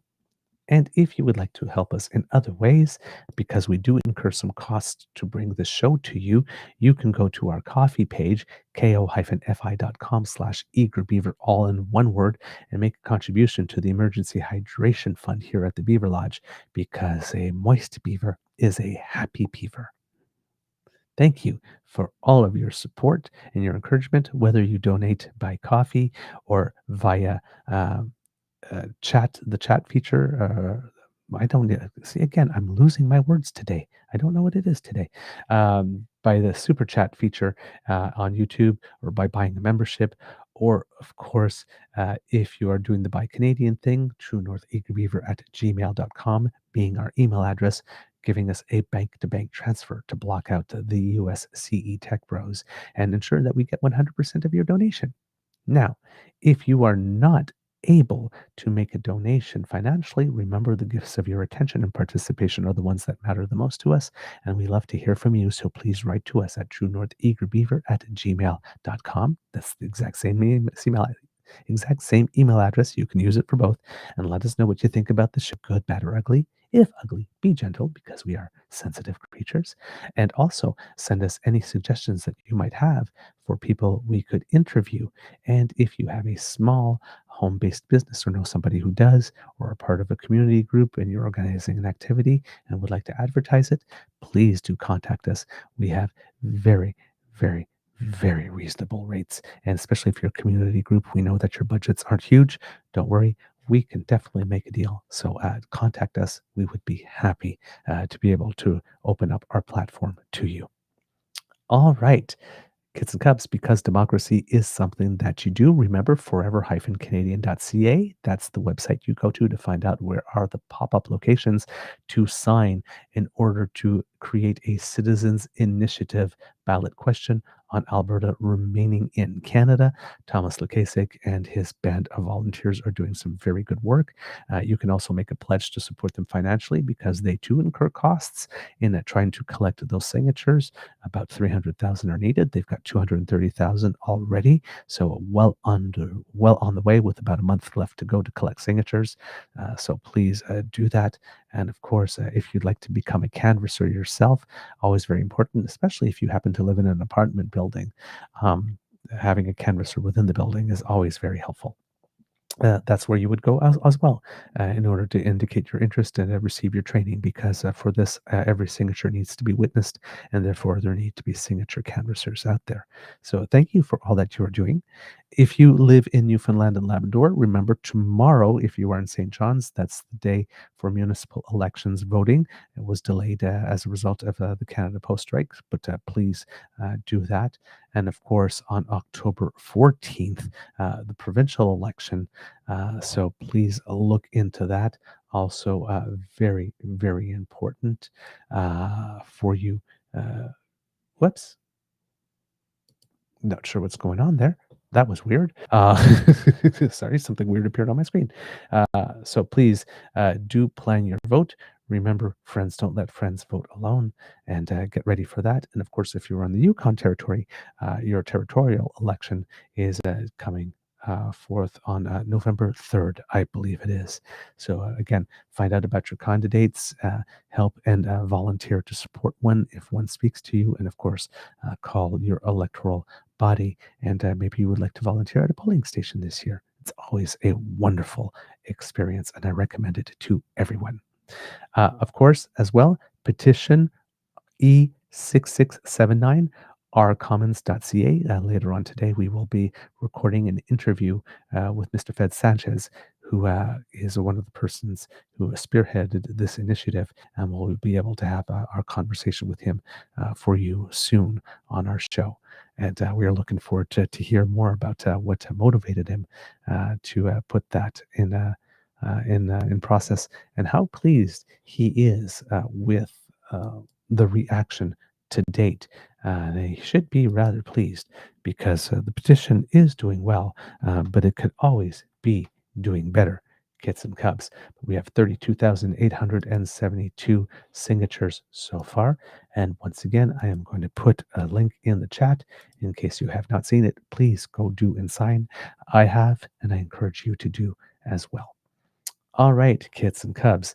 That's all the democracy stuff. Words of wisdom. I think I had given it a little earlier. I'm not sure if it was the same one, but have faith in people, because people are good. People are good, essentially. So again, to the person who returned my shoulder bag, thank you. You are an angel. All right. And I guess that's it. Kids and cubs, can be a tough world out there. So please be kind to and gentle with yourself. Remember, kids and cubs, 8 p.m. tonight, Blue Jays, games 3 against the Yankees. Go, Jays, go. All right. Now it's time for the audience participation. Kids and cubs, if you would, please say, Mr. Beaver, please cue the cock on 1, 2, and 3. I hear you. I hear you out there. Well, a little more relaxed today. Not so much oomph in it, but I heard you. It was very soft and delicate. I like it. A nice switch up. And therefore, I must oblige. Here you go, kids and cubs. You are listening to a True North Eager Beaver Media Incorporated podcast. The True North Eager Beaver podcasts are proudly brought to you by our founding sponsors, the Misfit Mysteries from Corvid Moon Publishing, your source for science fiction, fantasy, and cozy mysteries featuring a broad diversity of characters, CanadianTarot.com, their uniquely Canadian online eclectic tarot community, and the Peppermaster, hot pepper sauces made from farm-fresh ingredients to thrill your taste buds and expand your mind. We are grateful to the Crier Media Network for its support, Pete Jarvis for our artwork, and Paul Joseph Something for our opening and closing sequence music.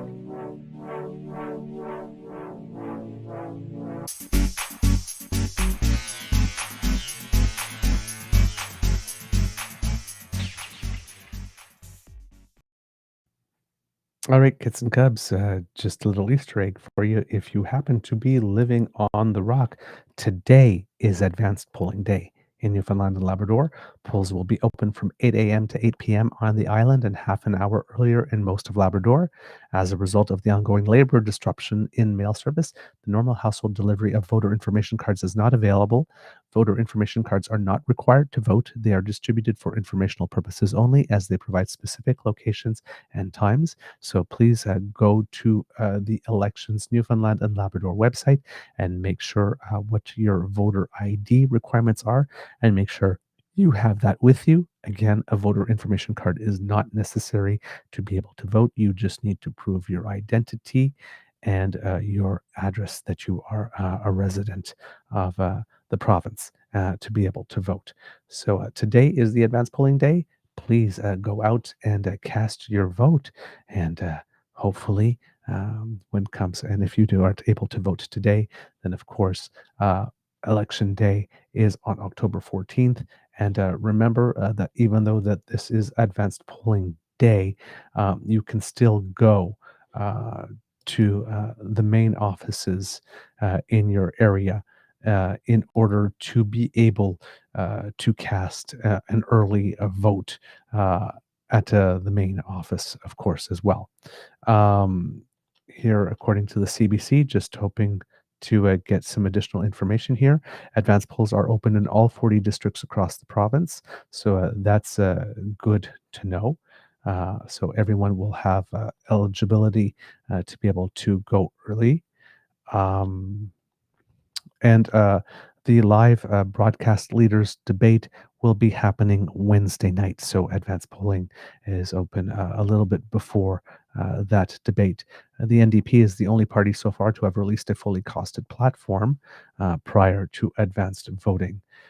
During the last election, more than 33,000 people voted in advance polls, representing about 20% of the total votes cast. So pretty important segment of the population who does vote early.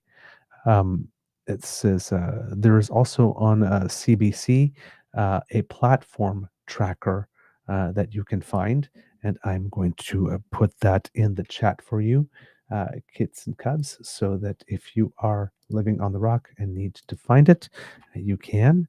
So there you go, kits and cubs.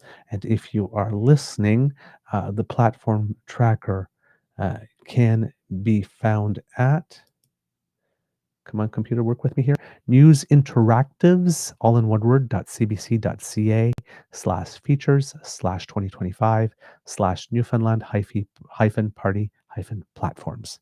And so there you go. The other two parties, major parties, have not released their platforms yet, of course. It says that their move until late to release them till late in the campaign is similar to the party strategies from 2021, when the NDP was the only party to release the platform before the debate as well. However, in 2021, all parties made their platforms public before advanced voting day. Voters looking for information about where to cast their ballots can find it on the Elections Newfoundland and Labrador website, or by calling 1-877-729-7987. That's 1-877-729-7987. And the leaders' debate will be at 7 p.m. Newfoundland time. Broadcasting live from the CBC in St. John's, the debate is produced in cooperation with NTV, VOCM, and The Telegram. CBC's Here and Now host Carolyn Stokes will lead the 90-minute commercial-free debate with Hogan, Wakeham, and Din, the three party leaders. It will be broadcast live on CBC TV and CBC Radio 1, and streamed on CBC Gem, CBC Listen, cbc.ca/NL, YouTube, and the CBC NL News streaming channel. There you go. That's all the information that you need, kids and cubs, to get off to a great day. And with that, I wish you well a most terrific day. Amour et bisous. And I will see you tomorrow. Bye.